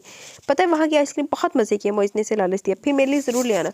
बिल्कुल नहीं, खाना तो साथ चले। वरना रूठेपन से बोला। मोइज़ प्लीज़। इसके मलतजी लहजे पर वो पैर पटकता हुआ बाहर निकल गया। अभी मुश्किल 10 मिनट गुजरे होंगे जब खालिद अंदर दाखिल हुई। बाजी, आपका फ़ोन है। मेरा? वो हैरान हुई। फिर समैरा का ख्याल आते ही तेजी से बाहर निकली। वो अक्सर इसे फ़ोन करती थी। हेलो। फूली हुई सांसों के दरमियान वो बोली, कैसी हो कायनात? दूसरी तरफ से आती आवाज़ सुनकर एक लम्हे को वो चकरा कर रह गई, लेकिन दूसरे पल से अपना वहम लगा। कौन? कोई बहुत ज़ोर से हंसा। इतनी जल्दी भूल गई? मैं भूलने वाली चीज़ तो नहीं। चलो फिर भी बता देते, तुम्हारा होने वाला शौहर उसामा। रिसीवर इसके हाथ में काम किया। फ़ोन मत रखना जब तक मेरी बात पूरी नहीं होती। इसकी तावील खामोशी वो फिर बोला, मैं कल ही वापस आया तो अम्मा ने बताया तुम किसी के साथ चली गई बगैर किसी को खबर दिए। तुम्हारी जीनत आंटी भी तुम्हारी तरफ से लाइलमी का इजहार करी, लेकिन जहाँ मेरी जान हो मैं कैसे इससे बेखबर रह सकता हूँ? वो हंसा तो आंसू आंखों की फलांग कर बाहर निकला। अब मैं आ गया हूँ तो तुम भी अपने घर आ जाओ, बस अब ये दूरियाँ ख़त्म। कायनात ने रिसीवर फेंक दिया और दूर हटकर खौफजदा नजरों से उसे देखने लगी। फिर आइसकी से चलती हुई लॉन में निकल आई। स्विमिंग पूल के पास पहुंचकर वो वहीं बैठ के अपनी थोड़ी घुटनों पर टका ली और पानी में चमकते चांद के अक्स को देखने लगी। ये शख्स मेरा पीछे क्यों नहीं छोड़ता? नौरीन को ये ऐसे तंग नहीं करता था मुझे सिर्फ इसलिए कि मैं अकेले और बेसहारा हूँ। मेरे बाबा डर के थे इसलिए शेर हुआ। अगर इसे किसी मर्द से वास्ता पड़ता, मर्द वो किसी ख्याल से चौंकी। मुस्तफ़ा, मगर सब कहते वो बहुत बहादुर है, अगर वो उसामा को डराएगा तो मेरे रास्ते में नहीं आएगा। हाँ, वो वाकई से मजा चखा सकता है। लेकिन अगले पल इसका सारा जोश झाग की तरह बैठ गया। भला वो ऐसा क्यों करेगा? मैं इसकी क्या लगती हूँ? अंकल ने कहा था वो सिर्फ अपनों के लिए लड़ता, मैं तो इसकी कुछ भी नहीं लगती, बल्कि वो तो शायद मुझे पसंद ही नहीं करता। इसने बेचैनी से अपना निचला होंठ दांतों में दबाया। आज पहली बार इसे मुस्तफ़ा की बेरुखी बहुत बुरी तरह महसूस हुई। तो क्या अंकल ये शहरोज़ भाई भी मेरे लिए कुछ नहीं करेंगे? वो खुद ही अपना सवाल जवाब करने लगी। मेरे इम्तिहान कब ख़त्म होंगे यार? अब किस गुनाह की सज़ा भुगत रही हूँ मैं? वो बेसाख्ता तड़प कर रो दी। कायनात। अचानक अपने पीछे फैज़ान साहब की हैरतज़दा आवाज़ सुनकर इसने बड़ी मुश्किल से अपनी सिसकियों को रोका, लेकिन आंसुओं को वो नहीं रोक सकी। फैज़ान साहब तेजी से इसके सामने आए, लेकिन अगले ही पल थक से रह गए। इसका चेहरा बेहद सुर्ख हो रहा था। कायनात, क्या हुआ? इन्होंने परेशानी से इसके कंधे पर हाथ रखा तो वो एकदम इनके कंधे से लगकर फिर रोने लगी। बेटा मुझे बताओ तो हुआ क्या? मैं बहुत परेशान हो रहा हूँ। वो इसका सर सहलाते हुए वाकई बहुत परेशान लग रहे थे। इसने बड़ी दिक्कत से इन्हें उसामा के फ़ोन के बारे में बताया तो वो पुरसोच अंदाज में से देखने लगे। खुले गेट से अंदर दाखिल होती गाड़ी को देखकर वो दोनों चौंके। वो तीनों इन्हें बैठकर सीधा इधर आ गए। वाह, यहाँ चांदनी रात में मजमून लिखने की तैयारी हो रही है। मोइज़ ने शरारत से सर झुकाए कायनात को देखा। कायनात, मैं तुमसे सख्त नाराज़ हूँ। ज़ैनब के कहने पर जब इसने कोई रिस्पॉन्स न दिया तो इसने आगे बढ़कर उसका चेहरा ऊंचा किया। Oh my God. अगले पल वो घुटनों के बल इसके सामने बैठ गई। वो एक बार फिर रोने लगी। डैड, क्या हुआ इसे? शहरोज़ ने परेशानी से खामोश बैठे फैज़ान साहब को देखा तो उन्होंने मुख्तसरन से उसामा के बारे में बताया। उसामा कायनात का मंगेतर? ज़ैनब के पूछने वो तड़प कर आएगी। अंकल, वो मेरा कुछ नहीं लगता। मेरे बाबा ने मेरी बात इसे ख़त्म कर दी थी। बाबा ने मुझसे कसम ली थी कि मैं इससे शादी ना करूँ। मैं मर जाऊँगी अंकल, लेकिन कभी इससे शादी नहीं करूँगी। मैं इससे शादी नहीं करूँगी। वो हिचकियों के दरमियान बोलते हुए बार बार एक ही जुमले दोहराने लगी। ज़ैनब ने बेख्तियारी से गले लगा लिया। कायनात, रोना बंद करो। तुम्हारी मर्जी के बगैर कुछ नहीं होगा। वो कुछ नहीं कर सकता। तुम परेशान मत हो। शहरोज़ ने इसके सर पर हाथ रखकर इसे तसल्ली दी, लेकिन इसके बेचैन दिल को किसी सूरत करार नहीं मिल रहा था। वो मुस्तफ़ा के सामने इस बात का जिक्र न करना। फैज़ान साहब की आवाज़ पर इसने बेसाख्ता पोर्च की तरफ देखा जहाँ वो कार का दरवाज़ा बंद कर रहा था। डैड, भाई तो इधर ही आ रहे हैं। मोइज़ ने इन्हें जल्दी से बताया। खैरियत, आप लोग यहाँ क्यों बैठे हैं? वो इनके करीब आ गया। ज़ैनब रो रही है? मुस्तफ़ा के पूछने पर वो गड़बड़ा गई। नहीं तो, जबकि कायनात को बहुत तकलीफ हुई कि इसे इसका रोना क्यों नहीं नजर आया। इसने बारी बारी सबको देखने के बाद इसे देखा जो हौले हौले लरस रही थी। Are you sure dad? Everything is okay? Of course dear. Faizan साहब ने इसे तसल्ली देकर वहाँ से रवाना किया। फिर इसकी तरफ मुड़े। कायनात, तुम बिल्कुल परेशान मत हो, मैं सब संभाल लूँगा। तुम आराम से जाकर सो जाओ। फैज़ान साहब के चमकारने पर वह खामोशी से अंदर की तरफ बढ़ गई। आप अब तक परेशान है। वो अपने ख्यालों में गुम थी जब मोइस की आवाज़ पर चौंकी। नहीं तो, वो मुस्कुराई। तो अच्छी बात है, आपको परेशान होने की कोई ज़रूरत भी नहीं है। आज इतने दिन हो गए दोबारा इसका कोई फ़ोन नहीं है, तो इसका मतलब है डैड ने इसे अच्छी तरह समझा दिया। न चाहते हुए भी इसने अपना सर इस बात में हिला दिया। आज आपको हम गरीबों की याद कहाँ से आ गई? ज़ैनब को देखकर मोइस चहका तो कायनात भी मुस्कुराकर इसे देखने लगी, लेकिन अगले ही पल वो दोनों हैरान रह गए। इसकी आंखों से आंसू टप टप गिर रहे थे। वाह, यहाँ तो बरसात हो रही है। इससे पहले कि वो कुछ पूछते शहरोज़ चाय का मांग लिए वहीं आ गया। क्या बात है मोहतरमा, आज आप किसकी को रुलाने की बजाय खुद रो रही हैं? शहरोज़ ने छेड़ा। ज़ैनब कुछ बोलो तो, मोइस ने आजिज़ आकर पूछा। मम्मा पापा मेरी शादी कर रहे हैं। अरे ये तो खुशी की बात है, कायनात बेसाख्ता मुस्कुराई। वाह ज़ैनब, तुम मुझसे पहले शादी करवा रही हो? मोइस ने भी शरारत से देखा, जबकि शिकायती नज़रों से सामने देख रही थी। कायनात ने हैरत से इसकी नज़रों के ताक़ुब में देखा। शहरोज़ के धुआं धुआं होते चेहरे को देखकर वो ठिठकी। इसने दोबारा ज़ैनब की तरफ देखा, जो एकदम खड़ी हुई। उससे पहले कि वो दोनों से रोकते वो तेजी से बाहर भाग निकल गई। कायनात ने फ़ौरन शहरोज़ को देखा। वो लंबे लंबे डग फट तब अपने कमरे में जा रहा था। इन्हें क्या हुआ? मोइस ने हैरत से कायनात को देखा। वो खुद हैरान थी। मामला संगीन है, मामला संगीन है। अच्छा अंकल, कायनात ने दरवाजे पर दस्तक देते हुए अंदर झांका तो वो बेतासुर नज़रों से उसे देखने लगी। अंकल चाय? हाँ आ जाओ बेटा। वो जैसे चौंक कर इसकी तरफ मतवज्जो है। कायनात ने हैरत से शहरोज़ और मोइस को देखा, जो चुपचाप सर झुकाए बैठे हुए थे। कितनी देर वो ऐसे बैठी थी, उकताकर इसने फैज़ान साहब को देखा, जिनकी पुरसोच नज़र शहरोज़ पर थी। अंकल मैं जाऊँ? आखिर इसने हिम्मत करके खुद ही पूछ लिया। नहीं बेटा बैठो, पता नहीं तुम्हें क्यों बुलवाया था। इस लड़के ने अपनी परेशानी डाल दी है। इन्होंने शहरोज़ की तरफ इशारा किया। आपको पता है ज़ैनब और भाई के दरमियान चक्कर था। मोइस ने इसके कान में सरगोशी की। डैड कुछ करे। क्या करूँ साहब साले, तुम्हें अपनी माँ का पता नहीं है? अब अगर इसे पता चल गया कि ज़ैनब को तुमने पसंद किया तो समझो फिर हो चुकी तुम्हारी शादी। Dad please. वो एक बार फिर मुल्तजी अंदाज में से इन्हें देखने लगा। शहरोज़ मेरी खुद कुछ समझ में नहीं आ रहा। वो खुद काफ़ी परेशान लग रहे थे। कायनात ने शहरोज़ को देखा, जिसकी हालत ऐसी थी जैसे अभी रो देगा। इसे ज़ैनब पर बेसाख्त इख्तियार रश्क आया। तभी दरवाज़ा खुला। मुस्तफ़ा को देखकर कायनात ने इस तरह भी अंदाज में पहलू बदला। पता नहीं इस शख्स को देखकर दिल क्यों बेचैन होने लगता था। कहाँ जा रही हो कायनात? इसे उठते देखकर फैज़ान साहब बोले। बैठ जाओ। वो चुपचाप बैठ गई। आपने बुलाया था डैडी? वो मोइस के पास बैठ गया। अपने भाई का कारनामा सुनो। इन्होंने तंज़ीह अंदाज में शहरोज़ की तरफ देखा। भाई ज़ैनब को पसंद करते हैं और ज़ैनब के वालिदैन इसकी शादी कहीं और कर रहे हैं। तो मोइस ने अपनी दानिश में धमाका किया, लेकिन मुकाबिल के इत्मीनान में कोई फ़र्क नहीं आया। तो बेटा जी ये कि अगर तुम्हारी माँ को ऐसी पसंदीदगी की भनक भी पड़ गई तो नतीजा तुम जानते हो। कायनात को इनका अंदाज सताता हुआ महसूस हुआ। अगर इसमें अपनी पसंद का इकरार करने की हिम्मत नहीं है तो ना करे शादी। वो इस इत्मीनान से बोला। बेटा जी हर कोई तुम्हारी तरह नहीं होता। बास लोगों को माँ बाप के सामने कुछ लिहाज महसूस होता है। अच्छा, फैज़ान साहब के कहने पर मुस्कुराया। ज़ैनब की शादी तुमसे ही होगी, ये वादा है मेरा। शहरोज़ ने हैरत से देखा और अगले पल उठकर इसके गले लग गया। मैं जानता था आप मेरी मदद ज़रूर करेंगे। खुशी से इसका चेहरा जगमगाने लगा तो मुस्तफ़ा मुस्कुराता हुआ बाहर निकल गया। कायनात इन लोगों के पुरसकून और मुस्कुराते चेहरे देखने लगी। क्या इस शख्स के वादे में इतनी ताकत है कि वो नामुमकिन को मुमकिन बना दे? आज तो दिन अगे जाके पता चलेगा उनके विच किन्नियां ताकत ते किन्ने उनके विच वो है, वो की कर सकता। आजकल इन खबरों में सवाए हादसों के होता ही क्या है। नुज़रत ने चैनल बदल दिया। बेगम हालात हाजरा भी जानना ज़रूरी है। चैनल बदलने पर फैज़ान साहब जी भर के बदमज़ा हुए।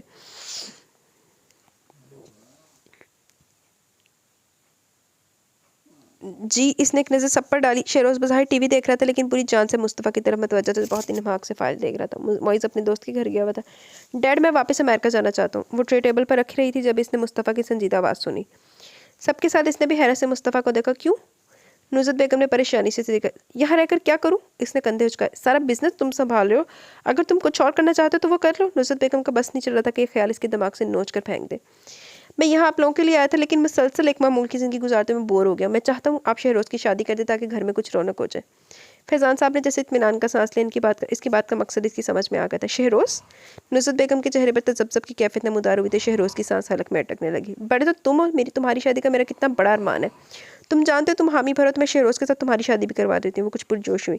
प्लीज़ मामा आप जानती हैं मेरा जवाब क्या हो गया। मैंने अपनी ख्वाहिश का इजहार कर दिया। आपको नहीं पसंद तो ठीक है। बहरहाल मैं भी शादी नहीं करना चाहता। अगर आप शहरोज़ की नहीं करना चाहती तो आपकी खुशी में सीट कन्फर्म करवा दूँगा।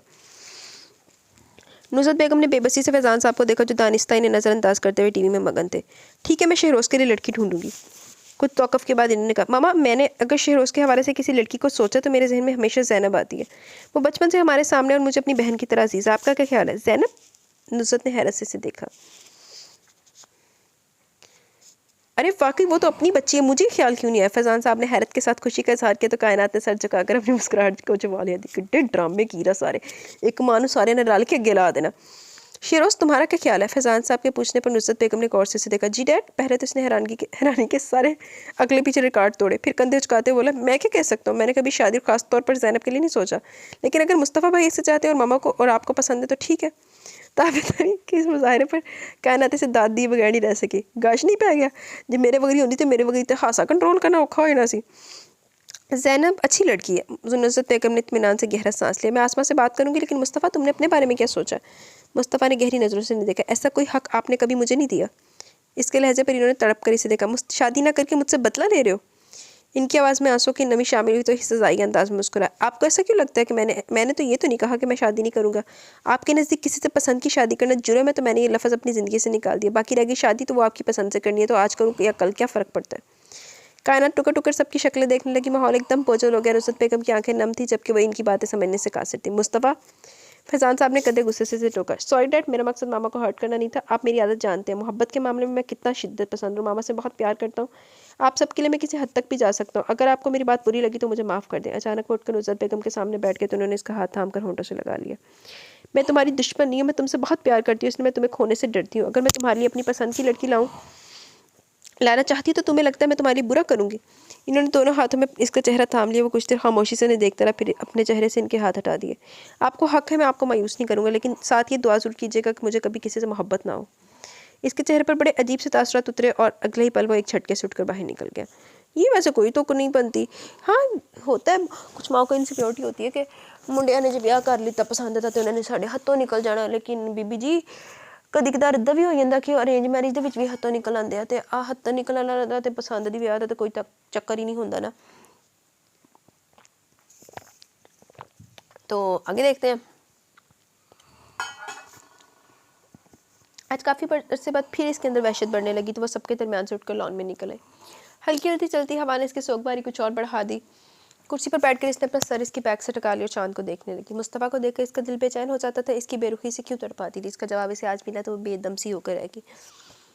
आपने ऐसा क्यों किया यार? अब क्या मोहब्बत का अज़ाब भुगतना बाकी रह गया था? मोहब्बत भी इस शख्स से जो मुझे देखता भी नहीं, जिसके नज़दीक मेरी कोई अहमियत ही नहीं।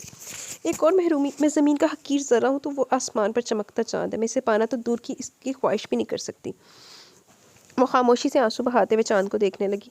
हाँ, मैं एक इतराफ़ करना चाहती हूँ। इसने चांद को मुखातिब किया। मुस्तफ़ा मेरी ज़िंदगी में आने वाला पहला इंसान है जो वाकई मर्द है, अपनी इज्जत के लिए हसास, अपनों के लिए लड़ने मरने वाला। वो बाबा जैसा नहीं है, वो किसी जैसा नहीं है। वो जो किसी से बात कमिटमेंट कर ले तो उसे हर हाल में पूरा करता है। वो धीरे से मुस्कुराई। लेकिन शायद मैं इसके काबिल नहीं, इसलिए तो उसने एक बार भी मुझे नहीं देखा। सब कहते हैं कि मैं खूबसूरत हूँ। अगर खूबसूरत होती तो, लेकिन नहीं। इसने सरनफी में लाया। मोहब्बत चेहरे से नहीं की जाती, ये तो हो जाती है जैसे मुझे होगी। इसने एक गहरा सांस लिया। मुझे अपनी बदकिस्मती का पता है, फिर भी मेरा दिल चाहता है मैं ख्वाब सजाऊँ। इसने जैसे चांद को आगाह किया। अगर मुस्तफ़ा को मुझसे मोहब्बत हो जाए तो? इसके होंठों के साथ आंखें भी मुस्कुराने लगी। तो वो मेरी खातिर सारी दुनिया से लड़ेगा, वो सामा से भी नहीं डरेगा। जब इसकी आंखों में मेरा अक्स उतरेगा, जब इसके होंठों से मेरा नाम निकलेगा, तो मेरी ज़िंदगी के सब गम धुल जाएंगे। कार का दरवाज़ा बंद करके यूं ही जिसकी नज़र सामने पड़ी, वो गौर से कुर्सी पर बैठे वजूद को देखने लगा। कुछ कदम आगे चलकर उसके नज़दीक पहुंचा। वो कितनी देर साख्त खड़ा इसे देखता रहा, फिर इसे चौंक कर ऊपर आसमान पर चमकते चांद को देखा और दोबारा एक नज़र इस पर डालकर अंदर मुड़ गया। अस्सलाम वालेकुम। इसने एक नज़र सबको देखकर सलाम किया। क्या हाल है ज़ैनब? इसने मुस्कुराती हुई ज़ैनब को देखा। मोइज़ इसके करीब आकर बैठ के तो इसने आंखें बंद करके सोफे की बैक से टेक लगा ली। मोइज़ देखो, ये कायनात कहाँ है? नुसरत बेगम ने हैरत से इधर देखते हुए मोइज़ से कहा तो उठ खड़ा हुआ। थोड़ी देर बाद वो भी सबके साथ थी। कायनात, ये गुलाब जामुन लो। हमने ज़ैनब और शहरोज़ की बात पक्की कर दी। तभी इसकी नज़र मुस्तफ़ा पर पड़ी। इसकी आंखों में हैरानी उतरी तो इसने आंखें बंद कर लीं। क्या बात है मुस्तफ़ा, तबीयत ठीक है? नुसरत बेगम ने इसे मुसलसल आंखें बंद किए देखा तो तशवीश से बोली, थक गया हूँ। इसने दोनों हाथों की उंगलियों से बालों को संवारा। खालदा से कोई एक कप चाय बना दे। खालदा को रहने तो कायनात बना देती है, चाय बहुत अच्छी बनाती है। फैज़ान साहब ने मुस्कुराकर इसे देखा तो वो खड़ी हो गई। नहीं, मैं सोने जा रहा हूँ। इतने साफ इनकार पर वो सुन सी खड़ी रह गई। जब से दिल पर बिठाया था तब से इसकी ज़रा सी बेतनाई भी बहुत बुरी तरह महसूस होती थी। इसकी आंखों में मिर्चें सी भरने लगी तो इसने जल्दी से नज़रें झुका ली। छत को घूरते घूरते वो तंग आ गई थी, उठकर बैठ गई। सब घर वाले किसी शादी में गए हुए थे, घर में सिर्फ वो थी और खालदा, और वो भी अपने क्वार्टर में थी। चाय पीने का सोचकर वो कमरे से बाहर निकले। किचन के दरवाजे के पास से ठिठक कर रुकना पड़ा। ब्लैक जीन्स पर लाइट ग्रे टी शर्ट पहने नंगे पाँव वो चूल्हे के पास खड़ा था। कायनात बेसाख्ता झुरझुरी ली। अगर मौसम बहुत सर्द नहीं था, लेकिन ऐसा भी नहीं था कि नंगे पाँव पलटा फिरा जाए। वो खामोशी से अंदर आ गई। खटके पर वो चौंक कर पलटा, एक नज़र इसे देखकर दोबारा अपने काम में मगन हो गया। बर्तन सिंक में रखते हुए इसने चोर नज़रों से इसकी चौड़ी पुश्त को देखा, वो जो अपनी ज़ात में खुद एक तहफ़्फ़ुज़ था। अचानक मोबाइल की बीप पर वो दाएं तरफ मुड़ा और पता नहीं कैसे इसका हाथ फ्राइंग पैन से टकराया। कायनात जल्दी से आगे बढ़ी, लेकिन तब तक गर्म के अपना काम दिखा चुका था। इसने बेख्तियार मुस्तफ़ा का हाथ थामा जो बिल्कुल सुरख हो रहा था। आपका हाथ? इसकी आंखों में तेजी से पानी इकट्ठा हुआ। कायनात ने इर्द-गिर्द नजरें दौड़ाकर किसी चीज़ की तलाश की, फिर दबदबाई नजरों को ऊपर उठाया। ज़बत के मारे इसका चेहरा सुर्ख हो रहा था, लेकिन वो बिल्कुल साफ खड़ा था, जैसे किसी ने इसे पत्थर बना दिया। आंसू तेजी से इसके चेहरे को भिगोने लगे। इसे दर्द हो रहा होगा, ये एहसास इसे तकलीफ दे रहा था। अचानक वो बाहर की तरफ भागी। जब वो वापस आई तो वैसे ही खड़ा था। वो तेजी से टूथपेस्ट इसके हाथ पर लगाने लगी। पेस्ट लगाने के बाद इसने सर उठाकर इसे देखा। वो पहली बार इसे इतने करीब से देख रही थी। पहली बार इसकी आंखों में झांका तो इसे मानना पड़ा, इसका खुद पर गुरूर करना जायज़ है। इसकी आंखें ज़्यादा देर तक इन नज़रों की ताब न ला सकी। इसका दिल पूरी रफ्तार से धड़कने लगा। वो बेख्तियार इसका हाथ छोड़कर पीछे हटी। बेख्तियारी में पता नहीं क्या कर गई थी, और फिर इसकी नज़रें फर्श पर बिखरे तेल से होती हुई इसके पाँव पर जम गई, जहाँ दोनों पाँव की उंगलियां सुरख हो रही थी। वो एक बार फिर बेख्तियार होकर चुकी। इसी तेजी से वो पीछे हटी। ये क्या हरकत है? वो इतने गुस्से से बोला कि वो अपनी जगह काम कर रहा। इसने हैरानी से सर उठाकर इसका सुर्ख चेहरा देखा, और अगले ही पल वो झटके से बाहर निकल गया। दुख के मारे वो सुन्न होकर रह गई। अगले ही पल वो भागते हुए अपने कमरे में और फूट फूट कर रोने लगी। वो जानती थी सिर्फ वही इसे चाहती है। वो तो शायद इसे पसंद भी नहीं करता, लेकिन वो इसे इतनी बुरी तरह से झिड़केगा, इसे ये उम्मीद नहीं थी। रोते रोते इसकी नज़र अपने हाथ तक गई, जो बेतहाशा सुरख हो रहा था। इसने गौर से अपना हाथ देखा। इसका हाथ बचाते बचाते वो खुद अपना हाथ झुलसा बैठी थी, और इसकी तकलीफ के आगे से अपनी तकलीफ महसूस नहीं हुई। कि मोहब्बत का जज्बा इतना ताकतवर होता है, इसका इसे अंदाज़ा नहीं था। अपनी जिल्लत पर इसे एक बार फिर रोना आने लगा। दरवाजे पर होने वाली दस्तक पर इसने बमुश्किल अपनी चलते हुए आंखें खोली तो पता नहीं कब वो रोते रोते सो गई थी। इसने दरवाज़ा खोला तो खालता खड़ी थी। आपका फ़ोन है। इसके कहने पर वो खामोशी से टीवी लाउंज में आ गई। हेलो कायनात, हर बात की एक हद होती है। उसामा की आवाज़ सुनकर इसने बेख्तियार दीवार पर हाथ रखकर सहारा लिया। तुम मेरे सब्र को आजमाकर अच्छा नहीं करी। तुम खुद को मेरी जिद बना ली, और अपनी जिद मैं ज़रूर पूरी करता हूँ। इज्जत तुम्हें रास नहीं आ रही। वो बहुत तैश में मालूम हो रहा था। अपने पीछे किसी की मौजूदगी महसूस करके वो पलटी और साख्त हो गई। मुस्तफ़ा ने रिसीवर इसके हाथ से लेकर कान से लगाया। वो सर झुकाए मुजरिमों की तरह खड़ी थी। कौन था ये? मुस्तफ़ा की आवाज़ पर वो कोई बात जवाब दिए बगैर तेज़ी से चलती हुई इसे अपने कमरे में आ गई। इस वक्त इसे ना उसामा से खौफ महसूस हो रहा था, ना मुस्तफ़ा से डर लग रहा था। इसे अपने हवास मंजमद होते महसूस हो रहे थे। कुछ देर बाद वो दस्तक देकर अंदर आ गया। क्या हुआ, दर्द ज़्यादा हो रहा है? मोइज़ के सवाल पर इसने हैरत से देखा, जो ट्यूब का ढक्कन खोल रहा था। हम अभी आए, भाई बता रहे थे आपका हाथ जल गया। कैसे जला? मोइज़ इसके हाथ पर दवा लगाते हुए पूछ रहा था। इसका मतलब इसने मेरा जख्मी हाथ देखा था। इसने दुख से सोचा। इस पल इसका दिल चाहे इस शख्स की बेतनाई पर चीख चीख कर रोए। हाय, फ्रीज तो भी होया सी। मैनू लगदा कि कोई वारदात ते मुस्तफ़ा के दिल ते भी गुजर चुकी है। सुबह जब वो डाइनिंग रूम में पहुंची, वहाँ सब पहले मौजूद थे। अखबार का सफ़ा उलटते हुए फैज़ान साहब की नज़र मुस्तफ़ा पर पड़ी तो वो एक नज़र इसे देखकर दोबारा अखबार पढ़ने लगे, लेकिन अगले ही पल अजीब से एहसास पर उन्होंने दोबारा इसकी तरफ देखा। वो अब भी सीधा देख रहा था। इन्होंने अखबार हटाकर इसकी नज़रों के ताक़ुब में देखा, फिर कायनात पर टिकी इसकी नज़र देखकर वो ठिठ से पटा गई। इन्होंने फिर गौर से इतराफ़ का जायज़ा लिया। नुसरत बेगम अखबार में मगन थी। शहरोज़ मोइज़ को कुछ बता रहा था। कायनात अपने ख्यालों में गुम थी। तुम्हारा हाथ अब कैसा है? अचानक मुस्तफ़ा के मुखातिब करने पर कायनात ने चौंक कर इसे देखा, जबकि फैज़ान साहब हैरत के मारे बेहोश होते होते बचे। ठीक है, इसने धीमी आवाज़ में कहकर फिर सर झुका लिया। क्या हुआ तुम्हारे हाथ को? फैज़ान साहब ने हैरत से इसका हाथ देखा। जल गया था। कैसे? चाय बनाते हुए। बेटा ध्यान से काम किया करो। इनके कहने पर मुस्कुरा दी। तभी इनकी नज़र मुस्तफ़ा के हाथ पर पड़ी। इन्होंने चौंक कर इसका चेहरा देखा और अब इत्मीनान से नाश्ता कर रहा था, जबकि इनका इत्मीनान रुखसत हो गया था। डैड, ये उसामा कौन है? डबल रोटी का टुकड़ा कायनात के हलक में अटक गया, जबकि बाकी सब भी मुस्तफ़ा को देखने लगे। इसका कल यहाँ फ़ोन आया था कायनात के लिए। बात क्या है? इसने कायनात की घबराई हुई शक्ल देखकर फैज़ान साहब को मुखातिब किया। फैज़ान साहब ने गहरा सांस लेकर इसे बताना शुरू किया तो वो नाश्ता अधूरा छोड़कर वहाँ से उठाई। भला क्या फ़ायदा से बताने का? क्या लगती हूँ मैं इसकी? वो बेडशीट के डिज़ाइन पर उंगली फेरते हुए फिर इसके बारे में सोचने लगी। तुम ऐसा करो, मंगनी वाले दिन ट्राउज़र और शर्ट पहन लो। मोइज़ के मशवरे पर शहरोज़ ने कहका लगाया तो ज़ैनब ने पीछे रखा कुशन उठाकर इसे दे मारा। कायनात तुम बताओ। ज़ैनब के पूछने पर वो सीधी होकर बैठी। पजामा कुर्ता, इसके बारे में सोचा जा सकता है। ज़ैनब ने पुरसोच अंदाज में सर लाया। मेरा तो ख्याल था तुम लोग शादी का सोचते। कब से इनकी बातें सुनते? मोइज़ ने कहा। नहीं, पहले मुस्तफ़ा भाई की शादी होगी, फिर मेरी, शहरोज़ ने फैसला कुन अंदाज में कहा। और अगर इन्होंने शादी ना की तो? मोइज़ के सवाल पर शहरोज़ लाजवाब हो गया। हाय, ऐसे तो ना कहें, ज़रा इन मोहतरमा की बेताबी देखें। ज़ैनब के कहने पर मोइज़ ने बेसाख्ता कहकर लगाया तो वो झेंप कर रह गई। अल्लाह करे भाई शादी कर ले या इनको किसी से मोहब्बत हो जाए ताकि मेरा नंबर आए। मोइज़ के अंदाज पर शहरोज़ ने अफसोस से सर लाया। काश ऐसा हो सकता। पता तो है हर काम इंतहा पर जाकर करते हैं। मुझे तो लगता है इन्होंने सबीन से वाकई शदीद मोहब्बत की थी, इसलिए तो आज तक इसे भूले नहीं और ना ही शादी करना चाहते। क्या था अगर मामा इनकी शादी सबीन से होने देती? कम से कम आज वो खुश तो होते। कायनात ने चौंक कर शहरोज़ को देखा। तो तुम्हें क्या लगता है भाई को दोबारा मोहब्बत नहीं हो सकती? शहरोज़ के सवाल पर कायनात ने बेचैनी से शहरोज़ को देखा। लगता तो नहीं, मोहब्बत तो ज़िंदगी में एक ही बार होती है, और मुस्तफ़ा भाई जैसे लोग एक से ही मोहब्बत करते हैं और सारी उम्र निभाते हैं, चाहे इसकी शादी हो जाए। आपके कहने का मतलब सबीन की शादी हो चुकी है? ज़ैन में हैरत से शहरोज़ को देखा। इसकी शादी तो 3 साल पहले इसकी कज़न से हो गई थी। मुझे नहीं लगता वो इससे मोहब्बत करते थे। मोइज़ ने पुरख्याल अंदाज में कहा। तो फिर शादी क्यों नहीं करते? शेरोज़ के सवाल पर एक पल के लिए वो खामोश रह गया। पता नहीं, वो कंधे उचकाकर बोला तो वो उठकर बाहर निकल आई। तो ये वजह थी क्योंकि इस दिल में कोई और है जिसकी मैं तमन्नाई थी। इस शिद्दत से इसने किसी और को चाहा, वो दिल इसके लिए धड़का जिसकी धड़कन में मैं बसना चाहती थी। इन आँखों ने इसे इस नज़र से देखा जिन नज़रों को सिर्फ मैं महसूस करना चाहती थी। इसने अपना सर घुटनों पर टिका लिया। गाड़ी की तरफ बढ़ते इसके कदम वहीं रुक गए। इतनी ठंड में वो बगैर स्वेटर के बैठी थी। इसने इसे नज़रअंदाज करके आगे बढ़ना चाहा लेकिन वैसा न कर सका। पता नहीं लड़की से अपनी तरफ खींचने लगी थी। बहुत कोशिश के बावजूद वो खुद को इस बेहद बेबस महसूस कर रहा था। क्या हुआ? तुम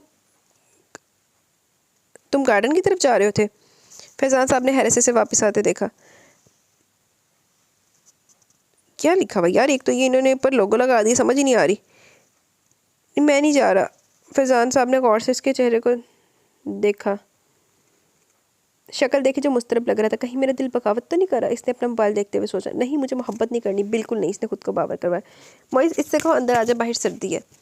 मोइज़ ने हैरत से अपने कमरे की तरफ जाते मुस्तफ़ा को देखा। डैड, इससे किसे कायनात की बात कर रहा है? इनके महसूस होते अंदाज पर हैरान होते हुए बाहर निकल गया। अल्लाह, फैजान साहब ने लाग नहीं पता सोनगो ने मिल रही है मुस्तफ़ा। चलो कायनात, तुम्हें भी तो कपड़ों की ज़रूरत होगी। ज़ैनब ने जैसे इसकी मिन्नत की। ज़ैनब, मेरा बिल्कुल दिल नहीं चाह रहा, मेरे लिए कपड़े तुम ले आना। क्या बात है, तुम नहीं चल रही? शेरोज़ ने से आराम से बैठा देकर पूछा। ये मना करिए। ज़ैनब ने इसकी शिकायत लगाई तो वो इसे देखने लगा। घर में अगर एक भी बंदा होता तो मैं तुम्हें मजबूर ना करता, लेकिन अब सब चाह रहे तो ये भी तो पता नहीं वापसी कब होगी, और तुम्हारा अकेला रहना ठीक नहीं है। शेरोज़ के कहने पर इसने नज़र उठाकर इन दोनों को देखकर खड़ी होगी। ज़ैनब शेरोज़ और मोइज़ के साथ मुस्तफ़ा की गाड़ी में बैठ गई, जबकि वो इनके स्टार के बावजूद अंकल आंटी की गाड़ी में बैठ गई। जिस वक्त वो शॉपिंग सेंटर पहुंचे वहाँ काफ़ी रश था। कार पार्क करने के लिए जगह ढूंढना मुश्किल हो रहा था। मुस्तफ़ा ने गाड़ी पार्क कर दी। इन सब के बाहर निकलते वो भी आंटी के साथ बाहर निकल आई। जबकि फैजान साहब गाड़ी पार्क करने लगे, मुस्तफ़ा की नज़र भटक कर इस पर जा रुकी, जिसका चेहरा धूप की किरणों से तमतमाने लगा था। कभी वो दुपट्टे और कभी हाथ की आड़ से इन्हें रोकने की कोशिश कर रही थी। वो बिला इरादा इसके सामने जा खड़ा हुआ। धूप की शिद्दत से इसका पूरा वजूद जलने लगा था, लेकिन अचानक इसे लगा वो किसी मेहरबान साए तले आ गई है। इसे सर उठाकर देखा। मुस्तफ़ा इसकी जानिब पुष्ट के खड़ा था। इस तक आने वाली धूप को इसने रोक लिया था। इसकी ज़िंदगी भी एक तपती धूप की तरह थी, जिसमें वह घने साए की तरह आया था, लेकिन वो ये बात नहीं जानता था वो इसकी ज़िंदगी बन चुका है। फैजान साहब के आते हुए इसके सामने से हट गया। वो ज़ैनब के साथ बड़ी बेदिली से कपड़े देख रही थी। कायनात, तुम्हें कोई पसंद आया? ज़ैनब ने इसकी तरफ देखा। मेरी कुछ समझ में नहीं आ रहा, तुम देखो। शेरोज़ ने खुद इसके लिए एक सूट पसंद करके इसकी मुश्किल आसान कर दी। ये लो, ये तुम्हारा सूट। ज़ैनब ने वो सूट जिस पर सिल्वर मोतियों का हल्का सा काम था इसकी तरफ बढ़ाया। पसंद आया? वो इश्तियाक से पूछने लगी तो वो मुस्कुरा दी। ज़ैनब के मुड़ते वो भी दूसरे काउंटर पर आकर बेध्यानी से परफ्यूम्स देखने लगी। अचानक अपना नाम पुकारे जाने पर वो पलटी तो इसे ज़मीन आसमान ऐसे घूमते हुए महसूस हुए। आज अगर कुछ और भी मांगता तो शायद वो भी मिल जाता। पिछले 3 माह से तुम्हारी एक झलक को तरस रहा हूँ। वो खुशी से बेकाबू लहजे में इसका बगौर जायज़ा ले रहा था। क्या हुआ, ऐसे क्यों देख रही हो? इसे साख्त खड़ा देखकर वो मुस्कुराया। यकीन नहीं आ रहा, अम्मा भी तुम्हें बहुत याद करती हैं। आज तुम यहाँ ना मिलती तो मैं तुम्हें लेने तुम्हारे रिश्तेदारों के घर पहुँच जाता। इसका चेहरा एक लख्त सफ़ेद पड़ गया। इसने मुड़कर किसी को तलाश करना चाहा। किसे ढूंढ रही हो? तुम्हारे साथ कोई आया? वो इसकी नज़रों के ताक़ुब में देखने लगा। घर चलो। नहीं, इसके साख्त वजूद में जंबिश हुई। वो तेरी से पलटी। कायनात, बस बहुत हो गया ड्रामा, अब सीधी तरह मेरे साथ चलो। उसामा ने इसका हाथ थामा तो हल्की सी चीख इसके मुंह से निकली। कायनात, मोइज़ की आवाज़ पर इसने तेरी से इसकी तरफ भागने की कोशिश की, लेकिन इसके हाथ पर उसामा की गिरफ्त सख्त थी। ये क्या बदतमीज़ी है? मोइज़ ने आगे बढ़कर इसका हाथ छुड़ाना चाहा। बदतमीज़ी नहीं, ये मंगेतर है मेरी। तुम कौन होते हो हमारे मामले में बोलने वाले? इसने बदतमीज़ी से मोइज़ को धक्का दिया। ये क्या हो रहा है? नुसरत बेगम घबरा कर इनकी तरफ मतवजा हुई। पीछे आते शेरोज़ ने जल्दी से सेलफोन निकाल कर इस पर कोई नंबर डायल किया। सब लोग वहाँ जमा होने लगे। अच्छा खासा तमाशा लग चुका था। अल्लाह, मैंने तो एक सवाल आए थे मेरा। शेरोज़ आर्मी चा, लेकिन फिर भी उन्हें मुस्तफ़ा का नंबर मिलाया। दो फिटे मुँह तुहाडे शेरोज़ ते मोइज़ दे भाइयां होण ते एक चूजा नहीं हैंडल हो सकता तुहाडे को। 2 चंडा मारो, तू एक इधरों मारे एक उधरों मारे, फिर भी मुस्तफ़ा बुला रहे हो। दो फिटे मुँह तुहाडे दोनों ते। क्या हो रहा है? मुस्तफ़ा की आवाज़ पर इसने फ़ौरन आवाज़ की सिमत देखा। इसे देखकर कायनात को लगा किसी ने इसमें रूह फूंक दी हो। वो एकदम इनके दरमियान आया। इसके पीछे फैजान साहब भी थे। इसने शेरोज़ को गिरबान पर रखे इसके हाथों को थाम कर इसे पीछे धक्का दिया। कायनात ने उसामा को घबराते देखा। मैं अपनी मंगेतर को लेने आया, देखता हूँ कौन मुझे रोकता है। वो अचानक इसी तरह पलटा तो बेख्तियार इसके मुँह से चीख निकली। इससे पहले वो इसकी तरफ बढ़ता, मुस्तफ़ा ने इसे पीछे से दबोच लिया। खबरदार जिसकी तरफ देखा भी, अगर जान प्यारी तो यहाँ से चलते फिरते नजर आओ। उसामा ने मुस्तफ़ा का हाथ झटका, मगर इससे पहले वो कोई कार्रवाई करता मुस्तफ़ा ने मुक्का इसके मुंह पर दे मारा। अगले पल वो काउंटर पर मुंह के बल किया। जब वो सीधा हुआ तो इसके होंठों से खून निकल रहा था। इसने कायनात का बाजू थामा और इसे घसीटना शुरू कर दिया। खबरदार अगर मुझे किसी ने रोकने की कोशिश की, मैं इसे जान से मार दूंगा। इसके रिवॉल्वर निकालने पर मज़ाहमत करता कायनात का वजूद साख्त हो गया। इसने रिवॉल्वर की जद में खड़े मुस्तफ़ा को देखा और जो फिर भी इसकी तरफ बढ़ रहा था। मुस्तफ़ा, नुसरत बेगम ने चीख कर इसे रोकना चाहा। इर्द गिर्द लोगों का हजूम डर कर पीछे हट रहा था। फैजान साहब ने बेसाख्ता मुस्तफ़ा का बाजू थामा, जिसे इसने एक झटके से छुड़ा लिया। इसे अपनी तरफ बढ़ता देखकर उसामा ने ट्रिगर पर अपना दबाव बढ़ाना चाहा। पता नहीं इसमें इतनी हिम्मत कहाँ से आ गई। इसने पूरा जोर लगाकर इसका हाथ घुमा दिया। फायर गूंजा, साथ ही शीशा टूटने की आवाज़ आई। ढेर सारी किरचियाँ फर्श पर फैल गई और मुस्तफ़ा ने अगले पल रिवॉल्वर इसके हाथ से छीन कर इसके मुँह पर थप्पड़ दे मारा। वो लड़खड़ाकर गिर पड़ा। इसने झटके से कायनात का हाथ पकड़कर इसे अपनी तरफ खींचा कि उसके पहलू से जान लगी। पुलिस सायरन की आवाज़ पर उस सामने चौंक कर गिर देखा। इससे पहले कब उठकर भागता मोइज़ और शहरोज़ ने इसे जान लिया। फैज़ान साहब ने मुस्तफ़ा के हाथ से इसका बाजू छुड़ाया तो इसने चौंक कर इसे देखा। कायनात एक नज़र इसे देखकर फैज़ान साहब के गले लगकर फूट फूट कर रोने लगी। फैज़ान साहब इसे लेकर इसी वक्त घर की तरफ रवाना हो गए, जबकि वो कुछ देर बाद मोइज़ और शहरोज़ के साथ आया। कायनात को एक पल के लिए इससे खौफ महसूस हुआ। इसने आधे कोट उतार कर सोफे पर दे मारा। बात इतनी ख़राब थी और डैड आपने मुझसे कहा था आम सी बात है, मैं इस घर में नहीं रहता, मुझे सारी बात बताने की कोई जहमत गवारा नहीं की। मुस्तफ़ा इस तरह की सिचुएशन का मुझे अंदाज़ा नहीं था। फैज़ान साहब ने इसे ठंडा करना चाहा। अब तो हो गया ना। और तुम?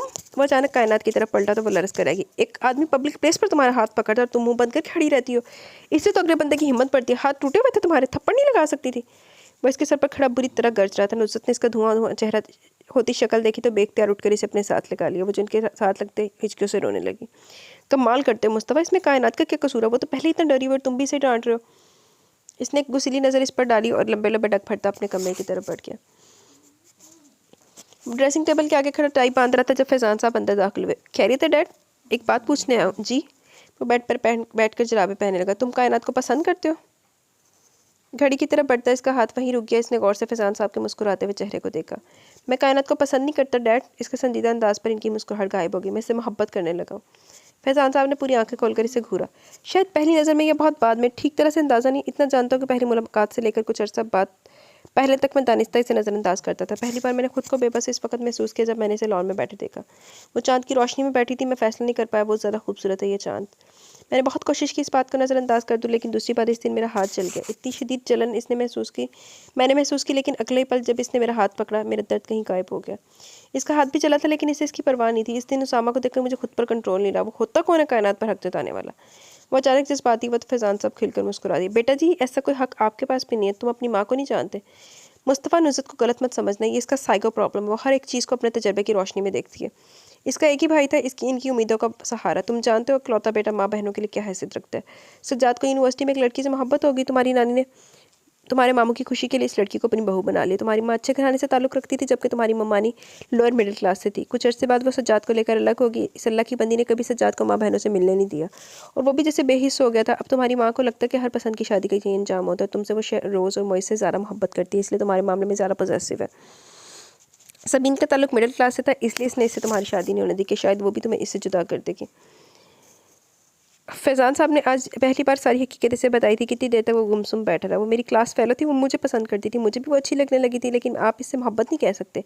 मामा ने कहा तुम इससे शादी नहीं कर सकते। मैंने वजह पूछी, उन्होंने नहीं बताई। मामा से मैं बहुत प्यार करता हूँ, मैं इनकी बात नहीं टाल सकता था। हो सकता है बात यहाँ ख़त्म हो जाती, लेकिन मामा ने सबीन के घर जाकर इसकी और इसके घर वालों को जो इंसल्ट की, इसके किरदार पर इल्ज़ाम लगाया। आपको पता है इसकी कितनी बदनामी हुई।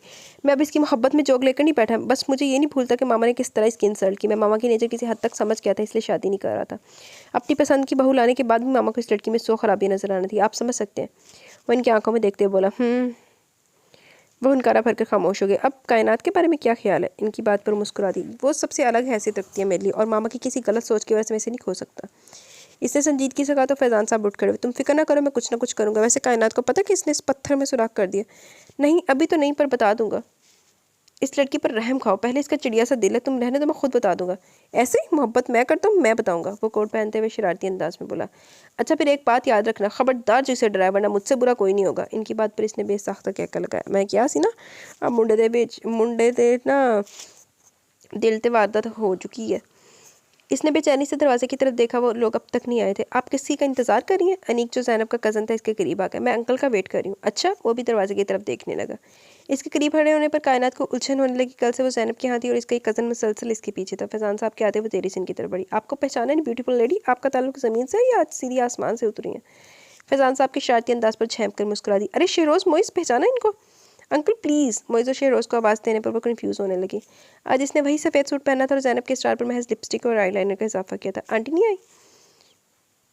इसने इनके पीछे झांकते पूछा। लो, लड़के की वालदा के बगैर रस्म हो सकती है? वो खड़ी है। इन्होंने इशारा किया तो इसने मुड़कर देखा। वो दुश्मन जहाँ भी इनके साथ खड़ा था। चलो। रस्म शुरू होने पर इन्होंने इसे चलने का इशारा किया। अच्छी लग रही है ना? फैज़ान साहब ने अचानक इसके करीब जाकर कहा तो इसने कायनात पर से नज़र हटाकर इन्हें देखा। डैड, ये लड़का कौन है? फैज़ान साहब ने कायनात के करीब खड़े अनीक को देखा। ज़ैनब का कज़न है शायद, तो इसके पास क्या कर रहा है? मुस्तफ़ा ने गुस्से से देखा। फैज़ान साहब ने शरारत से मुस्कुराते हुए इसका जायज़ा लिया। Dad please. इसने जूस का गिलास टेबल पर रखते हुए झंझलाया। अच्छा पापा। वो जल्दी से उठे, स्टेज पर तस्वीरें बनने लगी तो वो भी स्टेज पर आ गया। फैज़ान साहब ने इसे स्टेज पर खड़े देखा तो कायनात को लेकर ऊपर आ गए।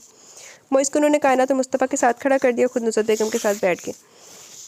फंक्शन खत्म होते लोग आहिस्ता आहिस्ता जाने लगे तो ज़ैनब के मम्मी पापा भी स्टेज पर आ गए। नुसरत, कायनात को आज हमारे साथ जाने दो। ये सच 2 दिन तो ऐसे गुजरे मुझे लगने लगा कि ज़ैनब के अलावा भी मेरी एक बेटी है। मुस्तफ़ा ने आंटी आसमा के पीछे खड़े अनीक को देखा तो इसकी परेशानी पर शिकने नमूदार होने लगी। वो सब आहिस्ता आहिस्ता स्टेज से उठने लगे। बात सुनो, मुस्तफ़ा की आवाज़ पर बेसाख्ता पलटी। एक दिन वहाँ रह लिया काफ़ी है, मज़ीद वहाँ ठहरने की कोई ज़रूरत नहीं, गाड़ी में चलकर बैठो। इसके खुरदरे लहजे पर हक्का बक्का रह गई। पहले सिरे से बात नहीं करता था, अब जब बात करता था तो सवाल डांटे के और कुछ नहीं करता था। वो आंसू पीते हुए इसके पीछे चलने लगी। चलो कायनात, तुम हमारे साथ चलो। आसमा आंटी के साथ ज़ैनब भी स्टार्ट करने लगी। आंटी मैं कल आ जाऊँगी, प्लीज़ कायनात एक दिन के लिए आ जाए। अनीक के अंदाज़ पर मुस्तफ़ा को तो आँख ही लगी। फैज़ान साहब ने बड़ी मुश्किल से मुस्कुराहट दबाई। ओ साहब हो गया केड़ा सी, आय हाय मिर्ची, उफ उफ मिर्ची। कर ला कोई नकाह नकूदा कोई खुराक पाल ला, नहीं तो फिर साढ़े पूज के सवाल होंदा रहना। आसमा, कायनात को हमने एक दिन में इतना मिस किया कि दूसरे दिन नहीं मैं छोड़ सकता, इसलिए मैं कल कायनात को खुद छोड़ने आ जाऊँगा। फैज़ान साहब के कहने पर वो चुप होकर मोइस के साथ बाहर निकल आई। बेटा तुम मोइस के साथ आ जाओ। वो फैज़ान साहब की गाड़ी में बैठने लगी तो उन्होंने मोइस की तरफ इशारा किया जो मुस्तफ़ा की कार में बैठा था। अंकल अंदर जगह है? तो इसने हैरत से पिछली सी वाली सीटों को देखा। बेटा मुझे नुज़रत और शहरोज़ के साथ ज़रूरी काम से जाना है, इसलिए कह रहा हूँ। जी। वो खामोशी से मुस्तफ़ा की कार की तरफ आ गई। सारा रास्ता वो डरती रही कि अब डांट पड़ी कि तब पड़ी। अपना इलाका शुरू होते देखकर इसने सुख का सांस लिया, लेकिन अगले ही लम्हे गाड़ी एक जोरदार झटके के साथ रुकी। मोइस और मुस्तफ़ा बाहर निकल कर इंजन चेक करने लगे। थोड़ी देर बाद मायूसी से सर लाते हुए मोइस बोला, भाई आप ऐसा करें घर चले जाए, मैं गाड़ी ठीक करवा के ले आता हूँ। कायनात जल्दी से कार से बाहर निकली। ठीक है मैं कोई टैक्सी देखता हूँ। वो एक नज़र से देखकर पीछे मुड़ गया तो वो जल्दी से मोइस के पास आई। तुम इन्हें गाड़ी ठीक करवाने दो, मुझे इनके साथ नहीं जाना। इसकी आवाज़ में घबराहट नुमाया थी। आप देख रही हैं रात होने वाली है, आगे से रास्ता भी सुनसान है, अगर रास्ते में आपका कोई आशिक जिन निकल आया तो मैं कैसे आपकी हिफाजत करूँगा? मोइस ने हल्के फुल्के अंदाज में कहा, लेकिन उसका इशारा समझकर खामोश हो गई। भाई आपको हर जिन से बचा कर ले जाएंगे। हाँ, इनसे बड़ा जिन और कौन है? मुज़ल्ला बड़बड़ाते हुए मुड़ी और अपने पीछे बिल्कुल पीछे खड़े मुस्तफ़ा को देखकर इसकी रूह फना होगी। टैक्सी के लिए मेन रोड तक जाना पड़ेगा और मेन रोड काफ़ी दूर है, जबकि हम वॉक करते हुए घर पहुंच सकते हैं। इसने मोइस से कहा तो वो सर हिलाने लगा। क्या ख्याल है, पैदल चल लोगी? इसने बराह रास्त इससे पूछा तो वो सर हिलाकर रह गई। इसके साथ चलते हुए इसने चोर नजरों से देखा जो सीधा देखते हुए चलता जा रहा था। वो दिल में सोच कर रह गई, खामोशी से अपने उठते कदमों को देखने लगी। बीबी। अचानक पता नहीं एक बाबा कहाँ से निकल कर इसके साथ चलने लगा। वो घबराकर मुस्तफ़ा की तरफ होगी। बीबी अल्लाह तुम्हारा भला करे, अल्लाह के नाम पर देती जाओ, अल्लाह ने इतना सोना बंदा दिया, इसके सदके देती जाओ। कायनात ने सटपटाकर मुस्तफ़ा की तरफ देखा जो इसे देख रहा था। फ़कीर ने इसकी नज़रों के ज़ावे को पता नहीं क्या समझा तेरी से मुस्तफ़ा की तरफ आया। बेटा अल्लाह तुम लोगों की जोड़ी सलामत रखे, इतनी सोनी तुम्हारी बीवी, अपनी बीवी का सदका ही देते जाओ। कायनात ने कनखियों से मुस्तफ़ा को देखा जो वॉलेट निकाल रहा था। अगले ही पल इसे झटका लगा। इसने हैरत से मुस्तफ़ा को देखने के बाद इस बाबा को देखा जिसकी आंखें फटने के करीब थी। वो 500 का नोट था, मैं साख्त खड़ा था। अचानक इसने नोट उलटपलट करने के बाद हैरत से मुस्तफ़ा को देखा। चलो, मुस्तफ़ा इसको इशारा करके चल पड़ा तो वो भी तेजी से इसके पीछे भागी। चलते हुए इसने एक बार फिर पलट कर इस बाबा को देखा जो वो नोट था। मैं मुस्तफ़ा की पुश्त को ऐसे देख रहा था जैसे मुस्तफ़ा की ज़हनी हालत पर शक हो। वो नेडियाँ सोने दवाएं देती हैं। मुस्तफ़ा ने शुक्र करो 500 रुपये 5000 था जो नोट निकाल कर दे देता। आपने इसे इतने ज़्यादा पैसे दे दिए? इसने रहा किया तो पूछ बैठी। कहीं ऐसा तो नहीं इसने बेध्यानी में नोट थमा दिया? मुझे इसकी दुआ अच्छी लगी और फिर इसने मेरी और मेरी बीवी की तारीफ़ भी की तो मुझे लगा वो इतने तो डिज़र्व करता है। कायनात हैरत से इसका मुंह देखने लगी। वो समझते हुए भी समझ नहीं पा रही थी। आगे तुम लोग? फैज़ान साहब ने बगौर इनका जायज़ा लिया। इन्होंने कायनात की शक्ल देखी जो कुछ हैरान परेशान सी लग रही थी। फिर उन्होंने मुस्तफ़ा को देखा जो झंझलाया हुआ था। जाओ बेटा तुम आराम करो। फैज़ान साहब के कहने पर कायनात ने मुस्तफ़ा की तरफ एक नज़र देखा और अंदर की तरफ बढ़ गई। क्या हुआ बताया इसे? फैज़ान साहब ने बड़े इश्तियाक से इसका चेहरा देखा। आपके मुहज़्ज़ब वाले तरीके से बताने की कोशिश की थी। मतलब? फैज़ान साहब ने हैरत से इसकी बेजार सूरत देखी तो इसने सारा वाक़या सुना दिया। मेरे इतना वाज़े कहने पर भी इसे कुछ समझ में नहीं आया। होंकों की तरह मुंह खोले मुझे देखने लगी जैसे मैं किसी और ज़ुबान में बात कर रहा हूँ। इसके बेजार कुन अंदाज पे वो कहका लगाकर हंस पड़े। हंस ले, मेरी किस्मत ही ऐसी है, मोहब्बत हुई भी तो एक डफर से। अगर मैं सीधा सीधा इसे आई लव यू भी बोल दूँ तो भी पहले मेरा मुँह देखती रहेगी, फिर डर के मारे बेहोश हो जाएगी। मुझे ला कर बोला तो फैज़ान साहब का हंस हंस कर बुरा हाल हो गया। इन्हें देखकर वो भी हंस पड़ा। बात तो सच है मगर बात है रुसवाई की। आंटी आपने मुझे बुलाया? हाँ आओ कायनात। इसे देखकर नुज़रत बेगम ने हाथ में पकड़ा मैगज़ीन वापस रख दिया। अनीक तुम्हें कैसा लगता है? जी। इनके सवाल पर इसे करंट लगा। इसने हैरत से मुस्कुराते शहरोज़ और संजीदा बैठे फैज़ान साहब को देखा। मेरा मतलब है अनीक तुमसे शादी करना चाहता है और वो तुम्हारी इस बारे में राय जानना चाहता है। फिर तुम्हारा क्या ख्याल है? कुछ देर के लिए तो जवाब देने के काबिल ही नहीं रही। ये सब तो उसने सोचा भी नहीं था। कायनात जी वो चौंकी। जो आपको ठीक लगे।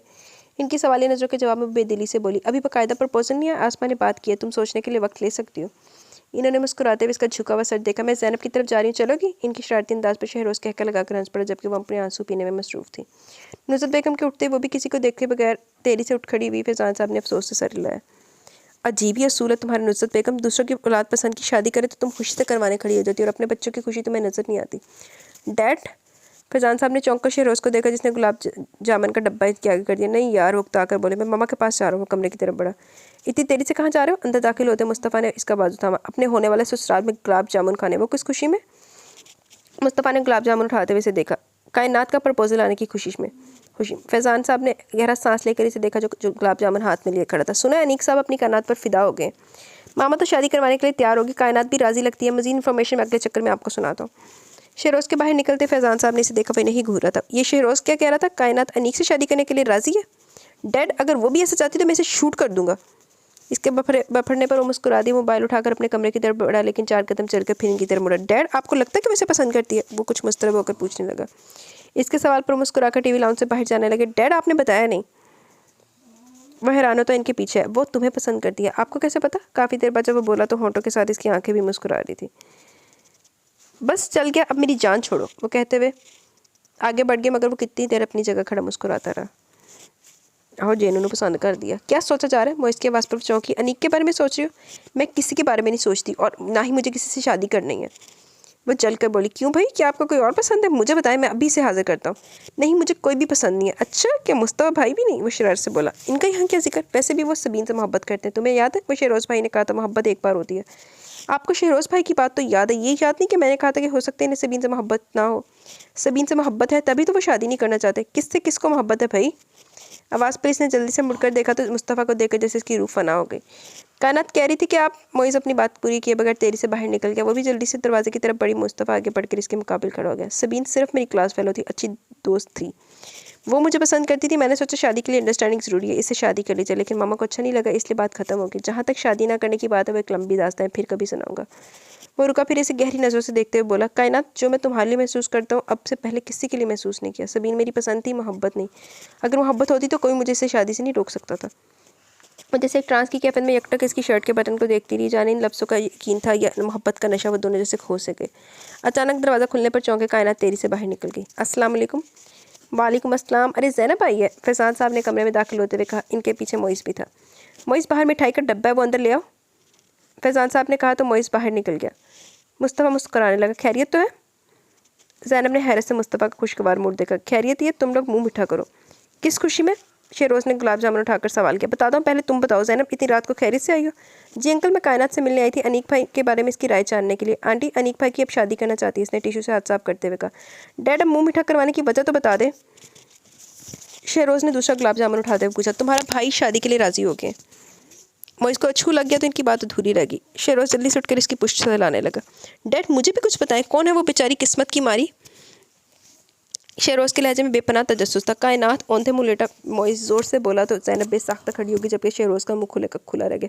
हाय हाय, ये क्या जुल्म हुआ कायनात के साथ? वो तो पहली हवास पाकते रहती, वो तो चंद दिनों में अल्लाह को प्यारी हो जाएगी। शहरोज़ ने दहाई दी। अल्लाह ना करे, कैसी फजूल बातें करते हैं। ज़ैनब ने जल्दी से टोका। सच कह रहा हूँ, तुम्हें मुस्तफ़ा भाई की आदत का अंदाज़ा नहीं है, क्या बनेगा। शहरोज़ ने जैसे मज़ा लिया। लेकिन वो अनीक भाई, अरे छोड़ो अपने अनीक भाई को, देख नहीं रही हमारे घर में ही लव स्टोरी शुरू हो चुकी है। शहरोज़ इत्मीनान से बोला। मगर डैड, की बात वाकई सोचने वाली। मामा का क्या करें, वो तो अनीक के साथ कायनात की शादी करवाने को तैयार बैठी हैं। शहरोज़ ने संजीदगी से फैजान साहब को देखा तो मोइज़ भी उठकर बैठ गया। ये बात मुझ पर छोड़ दे अनीक भाई की, मैं ऐसी ब्रेन वॉशिंग करूँगी वो खुद कायनात से शादी के लिए इनकार कर देंगे। किसी ख्याल से इसकी आंखें चमकने लगी। बेटा, यकीन से कह रही तो ठीक है, वरना पहले बता दो, मैं कोई रिस्क नहीं लेना चाहता। फैजान साहब काफ़ी संजीदा थे। अंकल, मुझ पर यकीन रखें, अब आप इस किस्से को ख़त्म समझे। भाई ने हमारे लिए इतना किया तो मैं इनके लिए इतना भी नहीं कर सकती। इसके अंदाज़ पर वो तीनों मुस्कुराकर इसे देखने लगे। आओ ज़ैनब, मैं तुम्हारा इंतजार कर रही थी। इसे देखकर नुसरत बेगम ने खुशी का इजहार किया, जबकि कुशन के सहारे टेक लगाकर बैठा शहरोज़ सीधा हो गया। खैरियत आंटी? खैरियत है। आसमा ने तब तो इतना शोर मचाया हुआ था नीक की शादी का। अब मैं कितने दिनों से इसकी आमद का इंतजार कर रही हूँ, लेकिन तुम लोगों ने मुसलसल खामोशी इख्तियार कर रखी है। आंटी, हम क्या कह सकते हैं, नीक भाई ने शादी से इनकार कर दिया। ज़ैनब की बेनियाजी पर नुसरत बेगम की पेशानी पर शिकने नमूदार होगी। इनकार की कोई वजह भी तो होगी। फैजान साहब ने दिल की खुशी छुपाते हुए बज़ाहिर संजीदगी से पूछा। ये कुछ यकीन से नहीं कह सकती अंकल, बस आंटी ने इतना कहा कि अनीक किसी और को पसंद करता है, दूसरा कायनात इनके स्टेटस से मैच नहीं करती। ये क्या बात हुई? अब अनीक को दूसरी लड़की पसंद आ गई, तब तो मेरे आगे पीछे घूम रहा था। और स्टेटस की क्या बात है कि तुम्हारी ममानी ने? कायनात से ज़्यादा सुलझी हुई लड़की ने कहीं नहीं मिल सकती। लो, एक यतीम बच्ची का मजाक बना कर रखती है। इस दिन मैंने इससे बात भी कर ली और अब इसको कितनी तकलीफ होगी। मामा, आपकी गुस्सा करिए, हम कायनात के लिए बहुत हैंडसम सा लड़का ढूंढ लेंगे। शेरोज सीधा हो बैठा। लेकिन फिर भी कितनी गलत बात है। नुसरत बेगम ने दुख से अंदर आती कायनात को देखा। छोड़े ना आंटी, मैं जिस काम के लिए आई थी वो तो सुन ले। आज मेरी बर्थडे है और अब सबको मेरे साथ चलना है। इसके हतमी अंदाज में बात करने पर नुसरत बेगम मुस्कुरा दी। बेटा मेरा तो आजकल बाहर निकल का बिल्कुल मूड नहीं है। आज तुम मुझे माफ़ कर दो। हाँ, तुम्हारा गिफ्ट तुम्हें मिल जाएगा। गिफ्ट पक्का है ना? ज़ैनब ने मशकूक नज़रों से इन्हें देखा तो एक साथ फैजान साहब भी कहकर लगाकर हंस पड़े। कायनात ने डरते डरते चोर नज़रों से अपने दाएं तरफ देखा। वो दोनों शरारती नज़रों से इसे ही घूर रहे थे। इसके देखने पर शहरोज़ के होठों पर मानी खेस मुस्कुराहट आई तो उसने जल्दी से नज़रों का जाविया बदल लिया।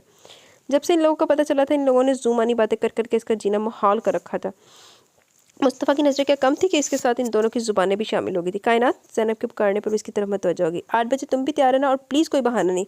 तुमसे मैं कोई गिफ्ट नहीं लूँगी। इससे इनकार के लिए मुंह खोलता देखकर ज़ैनब ने फ़ौरन टोक दिया। चली जाना बेटा, आउटिंग हो जाएगी। वैसे भी तुम कहाँ बाहर निकलती हो। नुसरत बेगम ने प्यार से कहा। शायद थोड़ी देर पहले होने वाली गुफ्तगू का असर था। आज तुम जल्दी आ गए। फैजान साहब ने अंदर आते मुस्तफ़ा को हैरत से देखा। हाय, अब ऑफिस में दिल कहाँ लगता है, क्यों मुस्तफ़ा भाई? शेरोज़ ने ठंडी आह भरकर मुस्तफ़ा को देखा। कायनात बेटा खालदा से कहो चाय बना ले। नुसरत बेगम के कहने पर वह जल्दी से उठी, लेकिन 2 कदम चलने पर इसे रुकना पड़ा। इसने मुड़कर देखा, इसके दुपट्टे का कोना मुस्तफ़ा के हाथ में था। इसने दुपट्टा खींचा, लेकिन मुस्तफ़ा इसी बेनियारी से बैठा रहा। क्या वो कायनात, तुम रुक क्यों गई? नुसरत ने हैरत से वहीं खड़े देखा। मुस्तफ़ा, मेरा ख्याल है कि कायनात का दुपट्टा अटक गया, ज़रा छुड़ा दो। आखिरी 2 लफ्ज़ फैजान साहब ने दांत पीस कर अदा किए तो मुस्तफ़ा ने मुस्कुराते हुए इसका दुपट्टा छोड़ दिया। कायनात में किचन में आधे वो बेसाख्ता सीने पर हाथ रखा मुस्तफ़ा के बेबाक अंदाजे से हर वक्त हरासा रखते थे। अब भी आफियत इसी में थी कि वो लाउंज में जाने की बजाय अपने कमरे में चली जाए और इसने ऐसा ही किया। आते पाइए तो हर नया अंदाज ही निराला वा साढ़े हीरो दा ते। शेरोज़, मेरा गिफ्ट निकालें। ज़ैनब ने केक काटने के बाद सबसे पहले शेरोज़ से गिफ्ट मांगा। मैं आ गया हूँ, ये काफ़ी नहीं? बिल्कुल नहीं। ज़ैनब के साफ जवाब पर वह सर खुजाने लगा। ज़ैनब, तुम्हें सालगिरह बहुत मुबारक हो, ये मेरी और कायनात की तरफ से। मुस्तफ़ा ने गिफ्ट रैपर में लिपटा डिब्बा इसकी तरफ बढ़ाया तो कायनात ने बेसाख्ता मुस्तफ़ा को देखा। कुछ नसीहत हासिल करे मुस्तफ़ा भाई से। ज़ैनब ने मुस्कुराते हुए शहरोज़ को गैरत दिलाना चाहिए। भाई इनकी तो क्या ही बात है। शर्मिंदा होने की बजाय शरारत से इन दोनों को देखने लगा। एक्चुअली भाई अभी से मुस्तकबिल की प्रैक्टिस कर रहे हैं। मोइज़ की बात पर मुस्तफ़ा ने मुस्कुराकर इसकी तरफ देखा जो इसकी तरफ ही देख रही थी। भाई की तो बात समझ में आती, लेकिन आज कायनात को क्या हुआ? मोइज़ ने मुसलसल मुस्तफ़ा की तरफ देखती कायनात को देखकर शेरोज़ के कान में सरगोशी की तो ज़ैनब के खांसने पर इसने इनकी तरफ देखा और पहली बार कंफ्यूज होने की बजाय मुस्कुरा दी। सिर्फ इस एक शख्स के मिलने से हर रिश्ता मिल गया था, हर खुशी पूरी हो रही थी। मोइज़ और शेरोज़ पहले भी इसे दोस्ताना रवैया रखते थे, लेकिन अब तो इनकी दोस्ती में एहतराम और मोहब्बत भी शामिल हो गई थी। रिश्तों का ये रूप, ये नोक झोंक सब कुछ नया लेकिन बहुत दिल फरेब था। रेस्टोरेंट की सीढ़ियाँ उतरते हुए बहुत खुश थी। ज़िंदगी एक खूबसूरत ख्वाब लग रही थी। इसने नज़र उठाकर अपने पहलू में चलते इस शानदार शख्स को देखा, लेकिन अगले ही पल हकीकत का थप्पड़ पूरी ताकत से इसके मुंह पर लगा। वो बेसाख्ता मुस्तफ़ा का बाजू थाम कर इसके पीछे छुप गई। इस दिन तुम लोगों ने मुझे अकेला समझ कर बहुत गुंडागर्दी दिखाई। तुमने क्या समझा मैं जेल से बाहर कभी नहीं आऊँगा? इसकी तैश से भरी आवाज़ सुनकर वह थर थर काँपने लगी। आज इसके साथ 5 लोग और भी थे। शेरोज़ ने कुछ नज़र दौड़ाई। पार्किंग एरिया इस वक्त बिल्कुल सुनसान था। शेरोज़, तुम कायनात को लेकर जाओ। मुस्तफ़ा ने अचानक शेरोज़ से कहा, लेकिन इससे पहले आसामा के 2 आदमी ने इसे पकड़ लिया। यहाँ से आज कोई कहीं नहीं जाएगा और कायनात के जाने का तो सवाल ही पैदा नहीं होता। वो कायनात की तरफ बढ़ने लगा तो मुस्तफ़ा ने तेरी से धक्का दिया। ज़ैनब इसी वक्त होश में। इसने तेरी से अपने सेलफोन पर कोई नंबर डायल किया, जबकि मोइस जल्दी से आगे बढ़ा।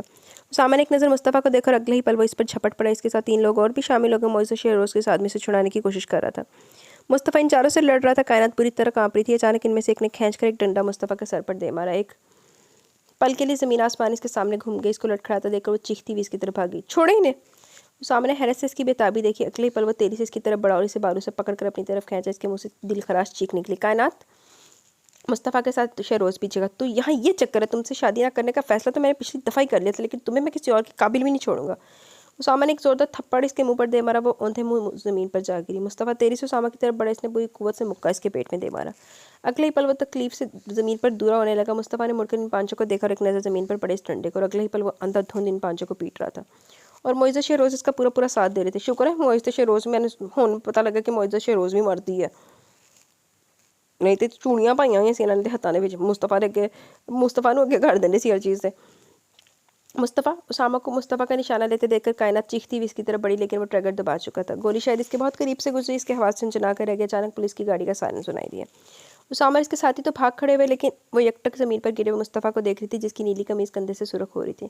इसकी आंखें कायनात पर टिकी थी। वो जैसे ट्रांस की कैवियत में इसकी तरफ झुकी और बेख्तियार अपना हाथ इसके कंधे पर रखा। वो इस तरफ कुछ वक्त कुछ भी महसूस नहीं कर पा रही थी। शेरोज़ और मोइज़ ने तेरी से मुस्तफ़ा को उठाया। वो इसे गाड़ी तक ले जा रहे थे। ज़ैनब ने इसे थाम कर संभालना चाहा, लेकिन अगले ही पल वो ज़मीन पर ढेर हो गई। गाड़ी के हॉर्न पर गेट खुलने की आवाज़ आई, लेकिन इसकी पोजीशन में कोई फ़र्क नहीं आया। पिछले 2 हफ्तों से वो घर पर थी। पहले 2 दिन इसकी हालत के पेश नज़र मोइज़े से अपने साथ हॉस्पिटल ले गया, लेकिन वहाँ मुस्तफ़ा के रिश्तेदारों इसके जानने वालों का तांता बंधा रहता। वो 2 दिन जाती तो रही पर इससे मिल नहीं सकी। कई दफ़ा इससे नुसरत की नज़रें इल्ज़ाम देती महसूस होती, लेकिन क्योंकि इनके बेटे को गोली इसकी वजह से लगी थी। लोगों की चहम को ये शायद फैज़ान साहब ने भी सुन ली, जो इन्होंने इसे हॉस्पिटल आने से मना कर दिया। लेकिन ये 2 हफ्ते इतने एक अजाब में गुजारे थे। वो जब सोने के लिए आंखें बंद करती तो मुस्तफ़ा की बंद होती आंखें इसके सामने आ जाती और नए सिरे से इसकी धड़कनें मद्धम होने लगती। फैज़ान साहब मोइज़ और शहरोज़ इसकी हालत समझते थे, लेकिन मजबूर थे। कायनात फैज़ान साहब इसके करीब आए, लेकिन इसकी पोजीशन में कोई फ़र्क ना आया तो इन्होंने ज़बरदस्ती इसका चेहरा अपनी तरफ घुमाया। इसकी आंखों में आंसू देखकर इन्होंने बेख्तियारी से सीने से लगा लिया। इसके सीने से लगते हुए सिसकने लगी। कायनात, तुमने रो रो कर खुद को हल्कान कर लिया बेटा। मुस्तफ़ा बिल्कुल ठीक है, आज वो डिस्चार्ज भी हो जाएगा, तुम खुद इसे देख लेना। इन्होंने इसके आंसू साफ करते हुए तसल्ली दी, लेकिन जब वो आया तब भी काफ़ी लोग इसके साथ थे। वो किचन में खड़ी से देखती रही। अब इसके लोगों के सामने करते हुए डर लगने लगा था, लेकिन इसकी एक झलक से इसके बेचैन दिल को सुकून मिल गया। वो शहरोज़ का कंधा था, मैं आहिस्ता आहिस्ता चल रहा था। इसकी नज़र बेचैनी से किसी को ढूंढ रही थी। कायनात, तुम यहाँ? भाई मुस्तफ़ा भाई बार बार तुम्हारा पूछ रहे हैं। वो खालदा के साथ खाना बनवा रही थी जब इसने इसके करीब आकर सरगोशी की। खालदा 6 कप चाय बना दो, कुछ मेहमान आए। और कायनात, अगर सूप बन गया तो मुस्तफ़ा को दो। वो इसके पैगाम पर सर हिला कर रह गई। वो सूप लेकर दरवाजे तक पहुंची थी कि नुसरत बेगम की गुस्सीली आवाज़ पर रुक गई। तुम्हारी इन्हीं हरकतों से मुझे खौफ आता था। हर एक के लिए तुम खतरे में कूद पड़ते हो। क्या जरूरत थी इस गुंडे के मुंह लगने की? खुदा ना ख्वास्ता गोली कहीं और लग जाती तो? नुसरत रूहानसी हो गई। मैं ठीक हूँ मामा। क्या ठीक हो? रंग देखो अपना कैसा हो रहा है। सुहेल ने बताया तुम हॉस्पिटल से निकल कर कामरान से मिलने पुलिस स्टेशन जाते रहे हो।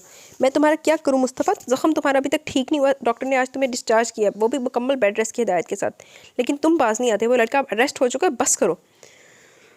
नुसरत ने झंझला कर कहा, बस नहीं कर सकता। इसने मेरी गैरत को छेड़ा। इसे ये सब बहुत महंगा पड़ने वाला है। मुस्तफ़ा के गज़बनाक लहजे पर कायनात ने एक गहरा सांस लिया। वो ट्रेली अंदर दाखिल हुई हो गई। नुसरत ने पुरसोच नजर मुस्तफ़ा से हटाकर कायनात को देखा। सूप पीने के बाद पेन किलर तुम्हें लेनी है, तुम कह रहे थे तो कि दर्द हो रहा है। नुसरत ने साइड टेबल पर से दवाई ढूंढते हुए कहा, जबकि इसकी नज़र कायनात पर थी। मामा अब दर्द नहीं हो रहा। कायनात इसके गहरे लहजे पर कायनात सटपटाकर बाथरूम की तरफ बढ़ी, जबकि नुसरत ने भी चौंक कर इसे देखा। बाहर खड़े फैज़ान साहब जल्दी से बोल रहे, नुसरत इफ्तिखार साहब आए, इनकी मिसेस तुमसे मिलना चाहती हैं। अच्छा, वो कुछ बेजारी से बोली। मुस्तफ़ा प्लीज़ बेटा सूप पूरा ख़त्म करना। कायनात ज़रा ट्रेस ठीक से सेट कर देना। बाथरूम से बाहर निकलते हुए ट्रे उठाकर इसके करीब आ गई और नज़र झुकाए ट्रे इसके सामने रखने लगी। अब तुम्हारी तबीयत कैसी है? कायनात ने नज़र उठाकर इसका कमज़ोर चेहरा देखा। हुई थी तकलीफ में भी इसकी फिक्र कर रहा था। अगले पल वो दोनों हाथों में चेहरा छुपाकर रोने लगी। ये सब मेरी वजह से हुआ। अगर मैं उसामा के साथ चली जाती तो आपको कभी इतनी तकलीफ ना होती। मैं जानती हूँ वो बहुत बुरा है, वो फिर आ जाएगा। आप कब तक मेरी खातिर लड़ेंगे? अगर आपको कुछ होता था तो मैं क्या करती? वो जो होंठ खींचे इसकी बातें सुन रहा था, आखिरी बात पर मुस्कुरा दी। तकलीफ मुझे तब नहीं अब हो रही है तुम्हारी बातें सुनकर। उसामा होता कौन है तो मेरे जाने वाला? मेरे होते हुए तुम्हें किसी से डरने की जरूरत नहीं। और तुम्हारे लिए मैं उसामा से तो क्या सारी दुनिया से लड़ सकता हूँ। और जहाँ तक उसामा के आने का सवाल है तो अभी से भूल जाओ। अब वो कभी हमारी ज़िंदगी में नहीं आएगा। ये मुस्तफ़ा का वादा है तुमसे। कायनात ने बेख्तियार अपने दोनों हाथ हटाकर इसकी पूरी यकीन आंखों में देखा, वो जैसे एकदम हल्की फुल्की होगी। और प्लीज़ ज़रा मेरे करीब बैठ जाओ। इतनी दूर से तो मैं तुम्हें सही से देख भी नहीं सकता। मुस्तफ़ा ने बेबसी से अपने दाएं बाजू की तरफ इशारा किया तो वो सब भूलकर मुस्कुरा दी। बहुत अच्छी बात है। इसने कुर्सी मजीद पीछे कर ली। सरकारी तुम? वो तेरी से उठा, लेकिन फिर कराह कर रह गया। वो जो इसके कराहने पर तेरी से उठी थी, इसके चेहरे पर फैली शरारत देकर वहीं रुक गई। मैं जा रही हूँ। और साइड टेबल पर रखे ग्लास उठाते हुए बोली, बड़ी जालिम, बाहर रोज़ मैं तुम्हें याद करता था और तुम मुझसे मिलने नहीं आई। यहाँ भी एक झलक दिखाकर भाग रही हो। मुस्तफ़ा की शरारत भरे लहजे पर वो चैंप गई। मैं 2 दिन आई थी, लेकिन सब लोग मेरे बारे में पूछते तो आपके कहकर मेरा तारुफ करवाते। ये कि मैं आपके घर पनाह लेने आई थी। ये गोली आपको मेरी वजह से लगी। लोग पूछते कि मेरी वजह से क्यों आपने अपनी ज़िंदगी दाव पर लगाई। आप क्या जवाब देते? वो उसकी तरफ देखे बिना बोलती रही। सिर्फ इसलिए कि आपके दिल में मेरी बहुत खास जगह। लेकिन मुस्तफ़ा, दुनिया दिल के रिश्तों को नहीं मानती, वो इसे गलत समझती है। आप सोचते हो मैं कितनी खुदगर्ज हूँ?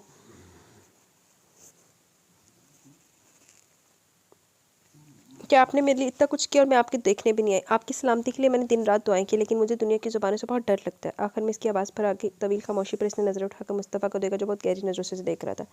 तभी फैज़ान साहब अंदर दाखिल हुए। डैड, आप मामा से मेरी और कायनात की शादी की बात खुद करेंगे या मैं करूँ? इस अचानक हमले पर कायनात के साथ वो खुद भी सटपटा कर रह गए। उन्होंने कायनात की तरफ ऐसे देखा जैसे पूछो इससे क्या हुआ? एनू कड़ा सांप लड़िया, एनू कड़ा दौरा पे अचानक। मुस्तफ़ा, इतनी जल्दबाजी में बात बिगड़ सकती है। बिलाकर इन्हें कहना पड़ा। बिगड़ती तो बिगड़ती रहे, मुझे परवाह नहीं। मैं अपने और कायनात के रिश्ते को नाम देना चाहता हूँ जो दुनिया की नज़रों में मौत पर हो। कम से कम मुझसे मिलने के लिए लोगों के सब फजूल सवालों का जवाब तो ना देना पड़े। कायनात के चेहरे पर नजर आने वाली अजियत से बहुत तकलीफ पहुंची थी। अच्छा बाबा, नाराज मत हो, बात करता हूँ मैं नुसरत से। चलो अब सूप पी लो। हर वक्त गुस्सा पी पी कर क्या हाल कर दिया अपना। इन्होंने इसके कमज़ोर चेहरे की तरफ इशारा किया। डैड, वो बाहर उसामा की वालदा आई हैं। मोइज़ के लहजे में परेशानी थी, जबकि कायनात का ऊपर का सांस ऊपर और नीचे का नीचे रह गया। कायनात ने बेख्तियार मुस्तफ़ा की तरफ देखा, जो बिस्तर से उठ रहा था। मोइज़ जल्दी से इसकी मदद के लिए इसकी तरफ आया। आओ कायनात। फैज़ान साहब के इशारा करने पर वो बेख्तियार 2 कदम पीछे हटी। मैं नहीं जाऊँगी अंकल। ख्वाब ने बुरी तरह से जकड़ लिया तो मुस्तफ़ा ने इसकी तरफ मुड़ा। कुछ नहीं होगा कायनात, तुम्हें मुझ पर यकीन है ना? मुस्तफ़ा के सवाल पर वो कुछ देर बरसती आंखों से उसे देखती रही और फिर आंसू साफ करके खामोशी से उसके पीछे चलने लगी। आपका बेटा खुद को समझता क्या? आपको बेटे की तकलीफ नजर आ रही है? जब वो दूसरों को तकलीफ देता तब आपको एहसास नहीं होता दूसरों की जान की इसकी नज़र में कोई अहमियत नहीं। मेरे बेटे पर इसने गोली चलाई, खुदा ना करे इसे कुछ हो जाता तो वो तो जेल में सड़ता रहे तो अच्छा है। जब वो लॉन्च में पहुंचे तो नुसरत बेगम तैश के आलम बानो बेगम पर बरस रही थी। कायनात ने सामने बैठी बदहाल होती हुई बानो बेगम को देखा। पहले जैसी रौनक का अब नामो निशान भी नहीं था। वो मुस्तफ़ा को देखकर इसकी तरफ बढ़ी। बेटा, अपने बेटे की तरफ से मैं तुमसे माफ़ी मांगती हूँ। बस तुम अपना केस वापस ले लो। मैं तुमसे वादा करती हूँ सामा को भी यहाँ से ले जाऊँगी हमेशा के लिए। वो जैसे गड़बड़ाई। देखें, मेरे साथ इसने जो हरकत की वो मैं माफ़ कर सकता हूँ, लेकिन जिस तरह इसने कायनात को डरा रखा था, इसने कायनात पर हाथ उठाया, फजूल ज़ुबान इस्तेमाल की, इसलिए आपको कायनात से बात करनी होगी। अगर वो आपके बेटे को माफ़ कर देती तो मैं केस वापस लेने के बारे में सोच सकता हूँ। मुस्तफ़ा के दो टोक अंदाज पर वो कायनात की तरफ मुड़ी। इन्होंने आगे बढ़कर इसके हाथ थाम लिए। मैं जानती हूँ हमने तुम्हें बहुत दुख दिए, तुम्हारे इस मकान के लालच में अंधी हो गई थी मैं, लेकिन कायनात मेरा बेटा इस वक्त बहुत तकलीफ में है। वहाँ पुलिस स्टेशन में से वो बहुत मारते हैं। अगर वो मजीद वहाँ रहा तो वो मर जाएगा। तुम सिर्फ एक दफ़ा इसे माफ़ कर दो। मैं उसामा की कसम खाती हूँ वो दोबारा कभी तुम्हारे रास्ते में नहीं आएगा। बस तुम इनसे कहो अपना केस वापस ले लें। इसे इन पर तरस तो बहुत आ रहा था, लेकिन वो कोई फैसला नहीं कर पा रही थी। इसने सवालिया नज़रों से मुस्तफ़ा को देखा तो इसके करीब आ गया। नुसरत बेगम ने चौंक कर कायनात को देखा। ठीक है, मैं अपना केस वापस ले लेता हूँ, लेकिन ये बात याद रखिएगा, अगर अब कभी उसामा मुझे नज़र आएगा इसने दोबारा कायनात को तंग करने की कोशिश की तो फिर मुझसे कोई अच्छी उम्मीद मत रखिएगा। ऐसा कुछ नहीं होगा, वो जल्दी से बोली। बानो बेगम के जाते वो लोग खामोशी से एक दूसरे को देखने लगे, जबकि मुसरत बेगम पुरसोच नज़रों से कभी मुस्तफ़ा और कभी कायनात को देख रही थी। जब से सुमेरा का फ़ोन आया था वो बेचैनी से लॉन में टहल रही थी। नजरें बार बार गेट पर जाती हुई नाकाम लौट आती। इसने चलते चलते आसमान पर चमकते चांद को देखकर उसे मुस्कुराकर सर झुका लिया। आज अपनी खुशी शेयर करने के लिए इसे इस चांद की जरूरत नहीं थी। आज इसका चांद इसके पास था। गेट खुलने से पर वो खुलते ही वो तेजी से मुड़ी और गली से निकलते मुस्तफ़ा को देखकर इसका चेहरा जगमगाने लगा। मुझे देख चुका था, इसने मुस्कुराता बस सीधा इसकी तरफ आ गया। आज सुमेरा का फ़ोन आया था। वो बता रही थी कि उसामा के घर वाले अपना घर बेचकर हमेशा के लिए कहीं चले गए। इसके करीब पहुंचते हुए जल्दी से बोली। खुशी से इसका लहजा बेकाबू हो रहा था। मैं आपको बता नहीं सकती मैं कितनी खुश हूँ। इसकी समझ में नहीं आ रहा था वो अपनी खुशी का इज़हार कैसे करे। ये सब आपकी वजह से हुआ। अगर आप ना होते तो ये खुशी कभी भी मुझे ना मिलती। आप बहुत अच्छे हैं। कायनात ने नज़रें उठाकर इसे देखा। वो जो मुस्कुराती नज़रों से इसे देख रहा था। अपनी तारीफ पर इसके होंठ भी मुस्कुराने लगे। अच्छा, इस अच्छे बंदे की तारीफ ही करोगी या ऐसे कोई नाम भी दोगी? जो आप कहें। वो मुस्कुराते हुए इसे देखने लगी तो वो 2 कदम चलकर इसके करीब आ गया। ये ख्वाब है, खुशबू है, झोंका है कि पल है, ये धुंध है, बादल है, साया है कि तुम हो।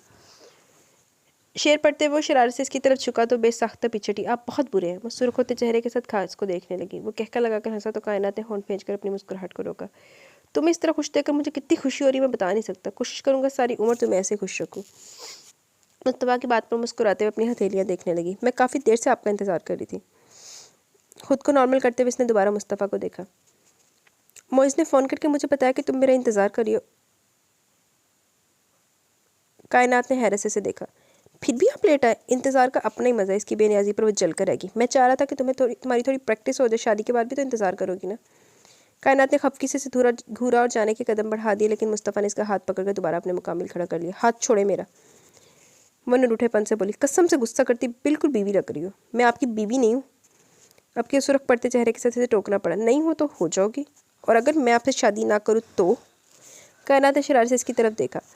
पहली बात तो ये कि तुम्हारी हाँ या ना से मुझे कोई फ़र्क नहीं पड़ता, क्योंकि मैंने सोच लिया कि मेरी बीवी तुम ही बनोगी, लेकिन फिर भी मैं तुम्हें अपने बारे में कुछ बताना चाहता हूँ। इसके अंदाज पर कायनात की धड़कन मध्यम हुई। पता नहीं अब क्या इनका शाफ होने जा रहा था। मुझे गुस्सा बहुत आता है। मुस्तफ़ा की बात पर इसकी हंसी छूट की, जिस पर इसे घुरी से नवाजा गया। हंस क्यों रही हो? आपकी बात ऐसे बता रहे जैसे मुझे पता ही नहीं है। आप ना भी पता है तो भी मुझे पता था। वो शरारत से मुस्कुरा रही। एक बात पूछूं? अचानक वो संजीदा होगी। आप मुझ पर भी गुस्सा करेंगे? इसके सवाल पर बेसाख्ता मुस्कुराए। तुम्हें लगता है मैं तुम पर गुस्सा कर सकता हूँ? इसके पूछने पर इसने यकीन से नफ़ी में सर हिलाया। लेकिन फिर भी आप किसी पर भी गुस्सा मत किया करें। जब आपको गुस्सा आता है तो मुझे आपसे बहुत खौफ महसूस होता है। इसके चेहरे पर छाई सरासीम की देखकर मुस्तफ़ा ने गहरा सांस लिया। तुम्हारी कोशिश करूंगा, लेकिन एक बात और बता दूं कि अगर तुम मेरा कहना नहीं मानोगे तो मुझसे डांट ज़रूर पड़ेगी। इसके वार्न करने वाले अंदाज पर खिलखिलाकर हंस पड़ी। डांट चलेगी? वो शरारती अंदाज में बोली तो एक पल के लिए इसके चेहरे पर उतरते रंगों को देखकर वो मबहूत रह गया। और इसकी खामोशी पर कायनात ने पूछा। और ये कि मैं ज़िद्दी भी हूँ, बहुत शिद्दत पसंद हूँ। मोहब्बत में मैं इंतहा की हद तक जाने पर यकीन रखता हूँ। अगर मेरे दिल को कुछ अच्छा लग रहा है या बुरा, इसके करने के लिए मैं किसी की परवाह नहीं करता। सारी बातें मैंने तुम पर क्लियर कर दी और मेरी बहुत सी यादों से तुम वाकिफ़ हो। लिहाजा शादी के बाद मेरी बेताबी पर शिकायत मत करना। इसका चेहरा तपने लगा। मुस्तफ़ा का मतलब ठीक ठाक तरीके से उसकी समझ में आ गया था। इसने बेचारगी से मुस्तफ़ा का चेहरा देखा, जिसकी गहरी आंखें से कन्फ्यूज़ कर रही थी। इसका चेहरा देखकर वो हंस पड़ा और शरारत से इसकी तरह झुका। डर रही हो? हाथ छोड़ें। इसके हलक से बमुश्किल आवाज़ निकली। ना छोड़ूं तो? इसने गिरफ्त सख्त कर ली तो वो हाथ छुड़ाने की कोशिश में रूहान सी होगी। मैं आंटी को बताती हूँ। वो जानती थी वो नुसरत से झिझकता है, इसके मुंह पर सोर कर धमकाने पर कहका लगाकर हंस पड़ा। चलो जी आंटी जी नाल भी कोई गल पार ला दो। आंटी आप? नुसरत बेगम को अपने कमरे में दाखिल होता देखकर बेसाख्ता मुस्कुरा दी। इन्होंने एक नज़र इसके मुस्कुराते चेहरे को देखकर दरवाज़ा बंद कर दिया। कल मुस्तफ़ा आया था मेरे पास, जानती हो क्यों? इनके सवाल पर इसकी नज़र झुक गई, लेकिन इसका गुलाबी रंग इसके सवाल का जवाब दे गया।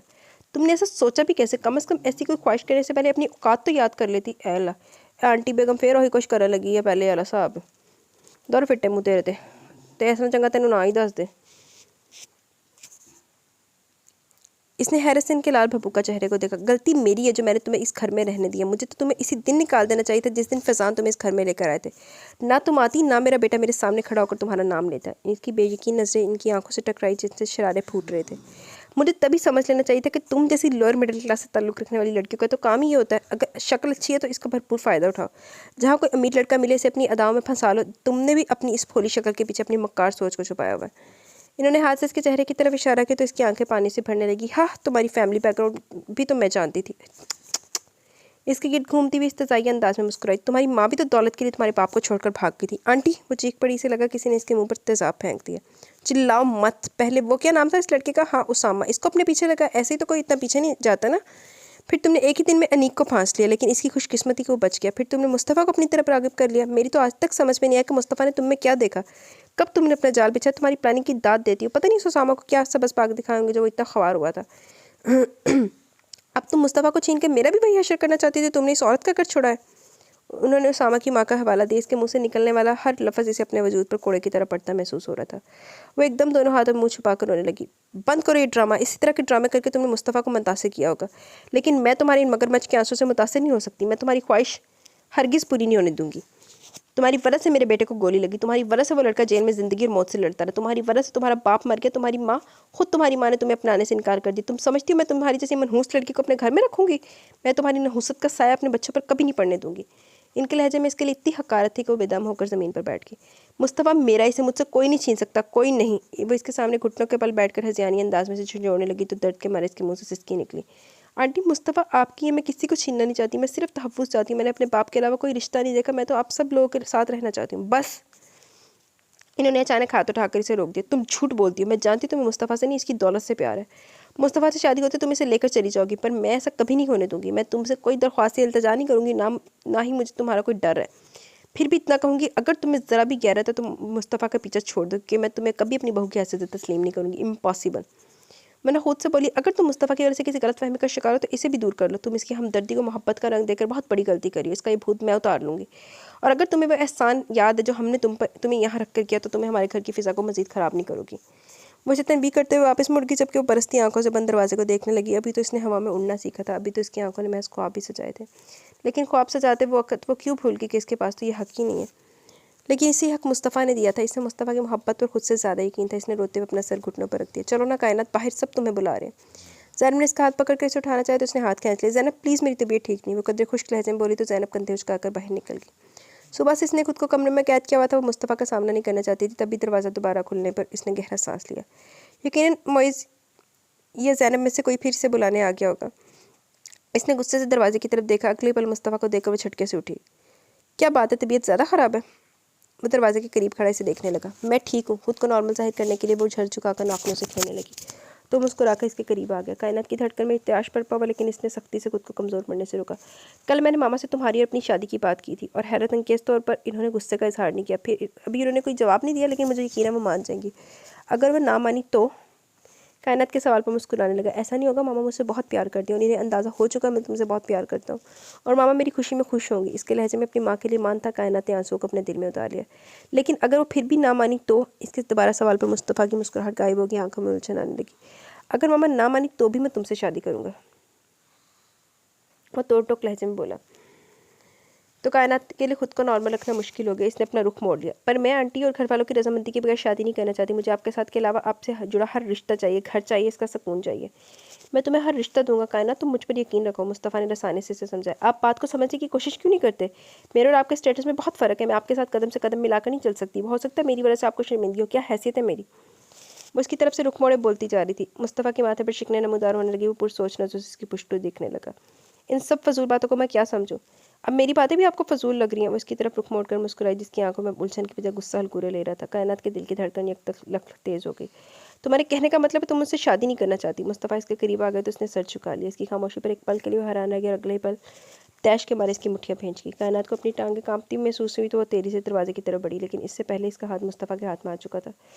तुम्हें मैंने पहले कहा था कि तुम्हारी हाँ या ना से मुझे कोई फ़र्क नहीं पड़ता, तुम्हारी शादी मुझसे ही होगी। इसके हाथ में मुस्तफ़ा की गिरफ्त इतनी सख्ती के दर्द के मारे इसकी आंखें पानी से भर गई। हाथ छोड़े मेरा, आप होते कौन है मेरा हाथ पकड़ने वाले? इसने गुस्से से अपना हाथ खींचा। बात किस तरह कर रही हो तुम? मुस्तफ़ा का गुस्से से बुरा हाल था। इसकी जगह कोई और होता तो कब का इसका हाथ उठ चुका था। मेरी मर्जी में जो चाहे करूँ, मनमानी करने का हक सिर्फ आपको है? इसने बदतमीजी के साथ जवाब देकर फिर अपना हाथ छुड़ाना चाहा। कायनात, मुस्तफ़ा ने लाल बब्बू का चेहरे के साथ इसे झटका दिया। सॉरी कायनात, मैं क्या करूँ? मुझसे तुम्हारा ये रवैया बर्दाश्त नहीं हुआ। प्लीज़ आइंदा ऐसा मत करना। मैं कभी तुम पर सख्ती नहीं करना चाहता। मैं नहीं जानता कि क्या बात तुम्हें परेशान कर रही है, लेकिन इतना समझ गया कि तुम परेशान हो। ये जो स्टेटस लोग क्या कहेंगे जैसी फजूल बातें दिमाग में घुसा ली हैं, इन्हें अपने जहन से निकाल दो। मुस्तफ़ा अपनी ज़ात से जुड़े हर रिश्ते की इज्जत करवाना जानता है। मुझे दुनिया की नहीं तुम्हारी परवाह, इसलिए महारानी का कल होगा, चाहे कोई रजामंद हो या नहीं। कायनात गौर से इसका चेहरा देखने लगी। वाकई मोहब्बत वो इससे करता था, इसकी परेशानी से महसूस हो गई थी। वो इतनी गौर से इसे देख रही थी जैसे इसका एक एक नक्श दिल में उतारी। क्या बात है? इसकी इतनी महवियत पर वो ज़ेरे लब मुस्कुराया। पता है, अभी थोड़ी देर पहले तुम्हारा कुर्ब मुझे पागल कर रहा था, लेकिन तुम्हारी खातिर मैंने खुद को रोक लिया। लेकिन अब तुम्हारी नज़रें कुछ और ही पैगाम दे रही हैं। वो इसका हाथ थाम कर इसके करीब हुआ तो वो घबरा कर पीछे हटी। इसके चेहरे पर छाई घबराहट देखकर वो मुस्कुराता हुआ बाहर निकल गया। इसने आंखें बंद करके गहरा सांस लिया। कुछ ही देर में वैसे खड़ी रही, लेकिन आंखें खोलते इसे झटका लगा। नुसरत दरवाजे के दरमियान खड़ी इस पार्टनर जो उसे देख रही थी। समारा के अंदर दाखिल होते इसने बेचैनी से इसे देखा। इसकी मलामत करती नजरें देखकर खुद नजरें झुका ली। कायनात, ये सब कब तक चलता रहेगा? तुम ऐसे क्यों कर रही हो? मैंने क्या किया? इसने नजरें झुकाते हुए पूछा। क्या किया? समारा हैरत से इसके अल्फाज दोहराए। अभी कोई कसर बाकी रह गई? पिछले 2 हफ्तों से कम 50 चक्कर लगा चुके हैं वो लोग। तुम्हारी वजह से वो इतने परेशान है तो मैंने बताती क्यों नहीं हो कि तुम यहाँ हो? समारा इसके सामने बैठ गई। अगर इन्हें पता चल गया मैं यहाँ हूँ तो मुझे यहाँ से ले जाएगा और मैं वहाँ जाना नहीं चाहती। यही तो मैं तुमसे पूछना चाहती हूँ कि क्यों? वो शख्स जिसके नाम से तुम्हारी आंखें चमकने लगती है, कभी तुम इसका हाल देखो तो तुम्हारी वजह से वो कैसा हो गया। हर बार वो इतनी आस से तुम्हारा पूछता है कि झूठ बोलते हुए मुझे तकलीफ होती है। कायनात की आंखों से निकलते आंसू देखकर इसने तासुब से सर हिलाया। कायनात, तुम ऐसा क्यों कर रही हो? मैं समझ नहीं सकी। एक शख्स तुमसे इतनी मोहब्बत करते, तुम्हारी खातिर सब कुछ छोड़ने को तैयार है, तुम सिर्फ इसकी माँ के कहने पर इसे छोड़ आई हो। इस तरह के पागलपन की उम्मीद सिर्फ तुम ही से की जा सकती है। अगर तुम्हारी जगह मैं होती तो गोल्डन चांस कभी मिस ना करती। अगर एक शख्स मेरे लिए अपना सब कुछ छोड़ सकता है तो मैं सिर्फ इसी की परवाह करूंगी, और फिर वो मुझे मोहब्बत के साथ ज़िंदगी की हर खुशी भी दे सकता है। लेकिन अफसोस, ज़ैनब ने इसे देखकर दुख से सर हिलाया। क्या तुम्हें इससे मोहब्बत नहीं थी? मैंने सारी ज़िंदगी में अगर किसी को चाहा तो वो मुस्तफ़ा है। समारा के सवाल पर वो तड़प कर बोली। तो फिर क्या तुम्हें इस पर भरोसा नहीं है? मुझे मुस्तफ़ा पर खुद से ज़्यादा भरोसा। तो सुमैरा ने इतनी हैरत से इसे देखा कि वो शर्मिंदा हो गई। सुमैरा, मुझे बद्दुआ से बहुत डर लगता है। ऐसी शादी कभी कामयाब नहीं होती जिसमें माँ की दुआएं शामिल ना हो, भाई और बाप का साथ ना हो। अंकल मोइशे रोज़ सब खुश थे, लेकिन आंटी, मैं अपनी नई ज़िंदगी माँ की बद्दुआओं से नहीं करना चाहती। अगर मैं मुस्तफ़ा से घर वालों की मौजूदगी के बगैर निकाह कर लेती तो हमारी जैसी लड़कियां जो हालात का शिकार होकर किसी के घर बना लेती इन पर घर के बेटों को फांसने का इल्ज़ाम हमेशा के लिए मुस्तनद हो जाता।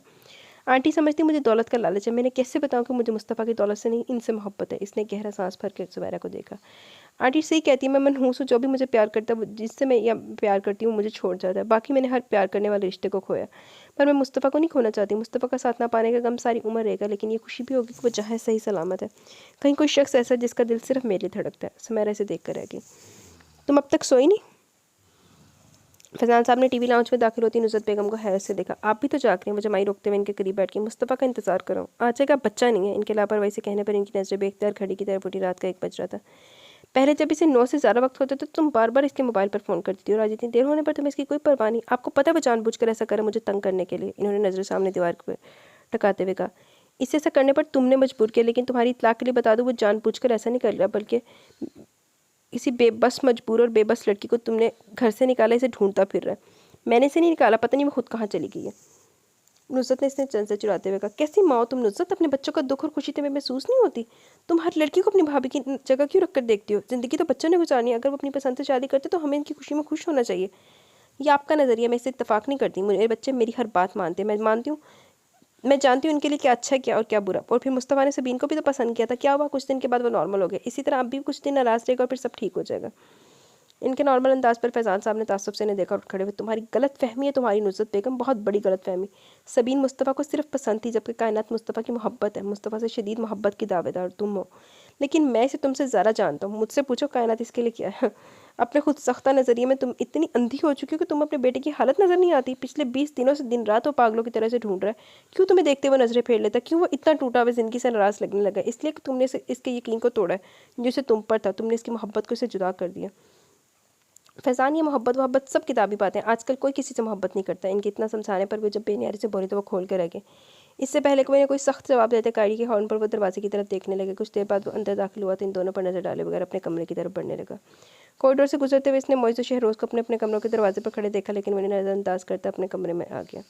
अपने माथे पर किसी हाथ का लम्स महसूस करते इसने आंखें खोल दी। फैज़ान साहब को अपने करीब बैठे देखकर वो भी उठकर बैठ गया। कुछ पता चला? इन्होंने बगौर इसका उतरा हुआ चेहरा देखा। इसने नफ़ी में सर हिला दिया। पता चल जाएगा बेटा, तुम परेशान मत हो। कैसे ना हो डैड, वो झटके से उठ बैठा। वो कहाँ गई होगी? इसका कोई रिश्तेदार भी तो नहीं, और ना ही वो इतनी बहादुर है कि अकेली निकल जाए। अगर इसको कुछ हो गया तो मैं क्या करूँगा? मुस्तफ़ा ने लब भेज लिए। फैज़ान साहब ने उठकर इसका चेहरा अपने हाथों में थाम लिया तो इन्हें देखने लगा। आहिस्ता आहिस्ता इसकी आंखों की सतह नम होने लगी। इसने मेरे साथ ऐसा क्यों किया डैड? इसे मेरे प्यार में क्या कमी नजर आई जो मुझे छोड़कर चली गई? मैंने इसे कहा था कि मैं इसे हर रिश्ता दूंगा, फिर भी इसने मेरी बात पर यकीन नहीं किया।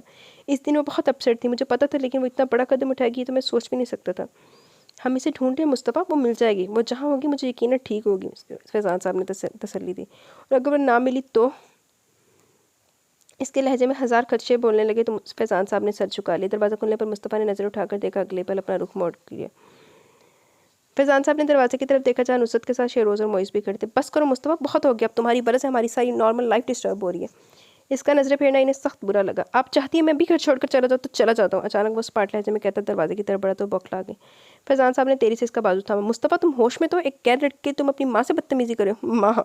वो इस्तज़ाई अंदाज में हंसा। माँ आपकी तरह होती है? सिर्फ एक खुद साख्ता सोच की वजह से आपने मेरी पूरी ज़िंदगी की खुशियाँ दांव पर लगा दी। आज तक आपने वही किया जो आपको पसंद था। हर वो चीज़ जो मुझे अच्छी लगती है वो आप रिजेक्ट कर देती। मोहब्बत का ये कौन सा अंदाज़ है? शेरोज़ और मोइज़ को फिर भी कुछ पसंद करने का मौका मिला, लेकिन मुझे कभी नहीं, क्योंकि आपको मुझसे ज़्यादा प्यार था। इसकी आवाज़ लम्हा ब लम्हा बुलंद होती जा रही थी। स्कूल में मैंने फ्रेंड्स बनाने चाहे तो वो बने जिन्हें आपने पसंद किया। मैंने आर्मी में जाना चाहा, आपने मना कर दिया। आज तक वही हुआ मामा जो आपने चाहा, क्योंकि आपकी मोहब्बत की खातिर मैं चीज़ों से कॉम्प्रोमाइज़ कर लेता था। लेकिन इस बार आपने मेरी मोहब्बत को छीना मामा। अब मैं कंप्रोमाइज़ नहीं कर सकता, क्योंकि चीज़ों और इंसानों में फ़र्क होता है। सारी उम्र मेरी पसंद को अपनी पसंद के मुताबिक ढालते ढालते आपने कभी सोचा कि मेरी भी कोई पसंद हो सकती है? इतना तो शायद सुतेली माँ भी हक देती है। वो मुस्कुराता हुआ फैज़ान साहब की तरफ मुड़ा तो इन्होंने साख खड़ी नुसरत को देखा, जिसका चेहरा बिल्कुल सफ़ेद पड़ चुका था। शायद कुछ गैरत खाई में पुत्र दियाँ गल्लां कोई गैरत जगा दिन सोई हुई। आपने सोचा जिस तरह आपकी भाभी आपके भाई को छीन कर लगी, इस तरह अगर वो किसी लड़की से पसंद की शादी करेगा, अगर मैं किसी लड़की से पसंद की शादी करूँगा तो वो भी मुझे आपसे छीन कर ले जाएगी। गलत सोचा था आपने। मैं आपके भाई की तरह कमज़ोर नहीं था। इंसान के दिल में इतनी गुंजाइश होती है कि इसमें हज़ार रिश्तों की जगह निकल है। हर रिश्ते का अपना एक मुकाम होता है। आप मेरी मामा, आपकी जगह कोई नहीं ले सकता, चाहे वो कोई भी हो। और आपने हमेशा अपनी मोहब्बत को खुद महसूस किया। मेरे तक तो वो एहसास पहुंचा ही नहीं। डैड को देख रही हैं आप? इन्होंने कभी आपकी तरह मोहब्बत का दावा नहीं किया, लेकिन वो शायद आपसे ज़्यादा मुझसे मोहब्बत करते हैं। सिर्फ मुझसे नहीं, शेरोज़ और मोइज़ से भी। आपसे बेपनाह मोहब्बत होने के बावजूद भी हम तीनों भाई अपने दिल की बात हमेशा डैड से करते हैं। क्यों? क्यों भी सोचा आपने? इसलिए कि आपकी मोहब्बत में इतनी गुंजाइश ही नहीं है। लेकिन आपने कभी नहीं सोचा होगा। वो थके थके अंदाज में बोला था। अचानक वो इनके मुकाबले आकर खड़ा हो गया। मैं जानता हूँ कायनात इस घर से क्यों गई होगी। यकीनन आपने इसके साथ वही सलूक किया होगा जो आपने सबीन के साथ किया था। कायनात के किरदार पर छींटे उड़ाए होंगे। लेकिन मामा, किसी की इंसल्ट करने से पहले सोच लेते हैं। इस शख्स की कोई इज्जत नफ्स भी होती है। सबीन की आपने इंसल्ट की तो इसके माँ बाप ने इसे संभाल लिया, लेकिन कायनात को इस घर से निकालने से पहले आपने एक बार भी नहीं सोचा वो कहाँ जाएगी। वो अकेली लड़की जिसका कोई नहीं है। डैडी से अपनी जिम्मेदारी पर लाए थे। आप कम से कम इनकी इज्जत रख लेती। आपको मामा खुदा से खौफ नहीं आता? इसकी आंखें नम हुई तो नुसरत के बंद होंठों में जंबिश पैदा हुई। मुस्तफ़ा? अचानक इनके मुंह से सरगोशी के से अंदाज में निकला, लेकिन तब तक वो दरवाज़ा खोलकर बाहर निकल चुका था। शेरोज़, इसके पीछे जाओ। इसके जारहाना अंदाज में बाहर निकलने पर सबसे पहले फैज़ान साहब होश में आए। शेरोज़ में इसके अंदाज पर घबरा कर इसके पीछे गया, भागा। फैज़ान, मैंने क्या गलत किया? मैं कि इसकी दुश्मन? इतना जहर था इसके दिल में मेरे लिए। वो मुझे अपनी खुशियों को दुश्मन कह रहा था। नुसरत का सत्ता टूटा तो फूट फूट कर रोने लगी। कायनात को इससे नहीं, इसकी दौलत से बस। फैज़ान साहब ने इनकी पूरी बात पूरी होने से पहले टोक दिया। बस करो नुसरत। अगर वो लड़की दौलत की लालची होती तो तुम्हारे कहने पर मुस्तफ़ा को छोड़कर ना जाती, बल्कि मुस्तफ़ा को लेकर जाती। और मुस्तफ़ा की बातें सुनकर तुम्हें अंदाज़ा नहीं हुआ? वो घर छोड़ना तो बहुत मामूली बात है। कायनात से जान देने को कहती तो शायद तुम्हारा बेटा वो भी करता। तो वो चुपचाप वहीं बैठ गई। कमरे की खामोश फिज़ा में मोबाइल की बीप पूरी तरह महसूस हुई। मोइज़ ने हड़बड़ाकर जीन्स की जेब से मोबाइल निकाला। दूसरी तरफ से पता नहीं इसने क्या सुना कि इसका रंग तेजी से जल्द हुआ। फैज़ान साहब तेजी से इसकी तरफ भागे। किसका फ़ोन था? जाने अंदेशे सर उठाने लगे। डैड, मुस्तफ़ा भाई का एक्सीडेंट हो गया, भाई ने हॉस्पिटल लेकर जा रहे हैं। मोइज़ कहते हुए तेरी से बाहर निकला। फैज़ान साहब भी इसके पीछे भागे, जबकि नुसरत को अपनी धड़कन रुकती हुई महसूस हुई। हुनर आम है तेनू? नए शोहरत जी, सारे घर च फसाद पा के स्यापा करा देता हर चीज़ का। पिछले 2 घंटों से वो मुसलसल जानमाज़ पर बैठी इसकी ज़िंदगी के लिए दुआएं करी थी। इन 2 घंटों में इन्हें अपनी मोहब्बत के नाम पर की गई एक ज़्यादती बुरी तरह महसूस हो रही थी। मुस्तफ़ा का कहा हुआ एक एक लफ्ज़ इनके कानों में गूंज रहा था। इन्होंने आंसू साफ करते हुए अपनी जानमाज़ समेटी और एक नज़र कॉरिडोर पर डाली। जहाँ वो तीनों बेचैनी से टहल रहे थे, वो आहिस्ता से चलती हुई इनके करीब आई। इन तीनों ने एक नज़र इन्हें देखकर नज़रें फेर ली, लेकिन इनकी नज़रों में छुपी मलामत पड़ चुकी थी। यावर मुस्तफ़ा कैसे? अपनी फैमिली डॉक्टर को देखकर फैज़ान साहब तेजी से इनकी तरफ बढ़े। फैज़ान मैं पहले बता चुका हूँ, परेशानी वाली कोई बात नहीं मुस्तफ़ा, अब ठीक है, सिर्फ बेहोश है, 2-3 घंटों में वो होश में आ जाएगा। इन्होंने पेशेवराना मुस्कुराहट के साथ इन सबको मुतमिन करना चाहा। यहाँ बेहोशी में वो कोई काम नाम ले रहा है। इन्होंने याददाश्त पर जोर दिया। कायनात काल्पन कुछ ऐसे कह रहा है। डॉक्टर यावर के कहने पर नुसरत ने गहरा सांस लिया, फिर आहिस्ता आहिस्ता कदम उठाती हॉस्पिटल से बाहर आ गई। रात बीत चुकी थी और सूरज की रोशनी ने कई बातें इन पर वाज़ेह कर दी और यावर साहब के मुंह से निकलने वाले अल्फाज ने जैसे हर कश्मकश को ख़त्म कर दिया। सड़क पर गुजरती इक्का दिक्का गाड़ियों में से अपने करीब आती टैक्सी को देखकर उन्होंने आवाज़ दी। वो जानती थी इनकी रूठी हुई खुशियाँ कहाँ हैं। दस्तक पर वो तीनों हड़बड़ा कर उठी। आप?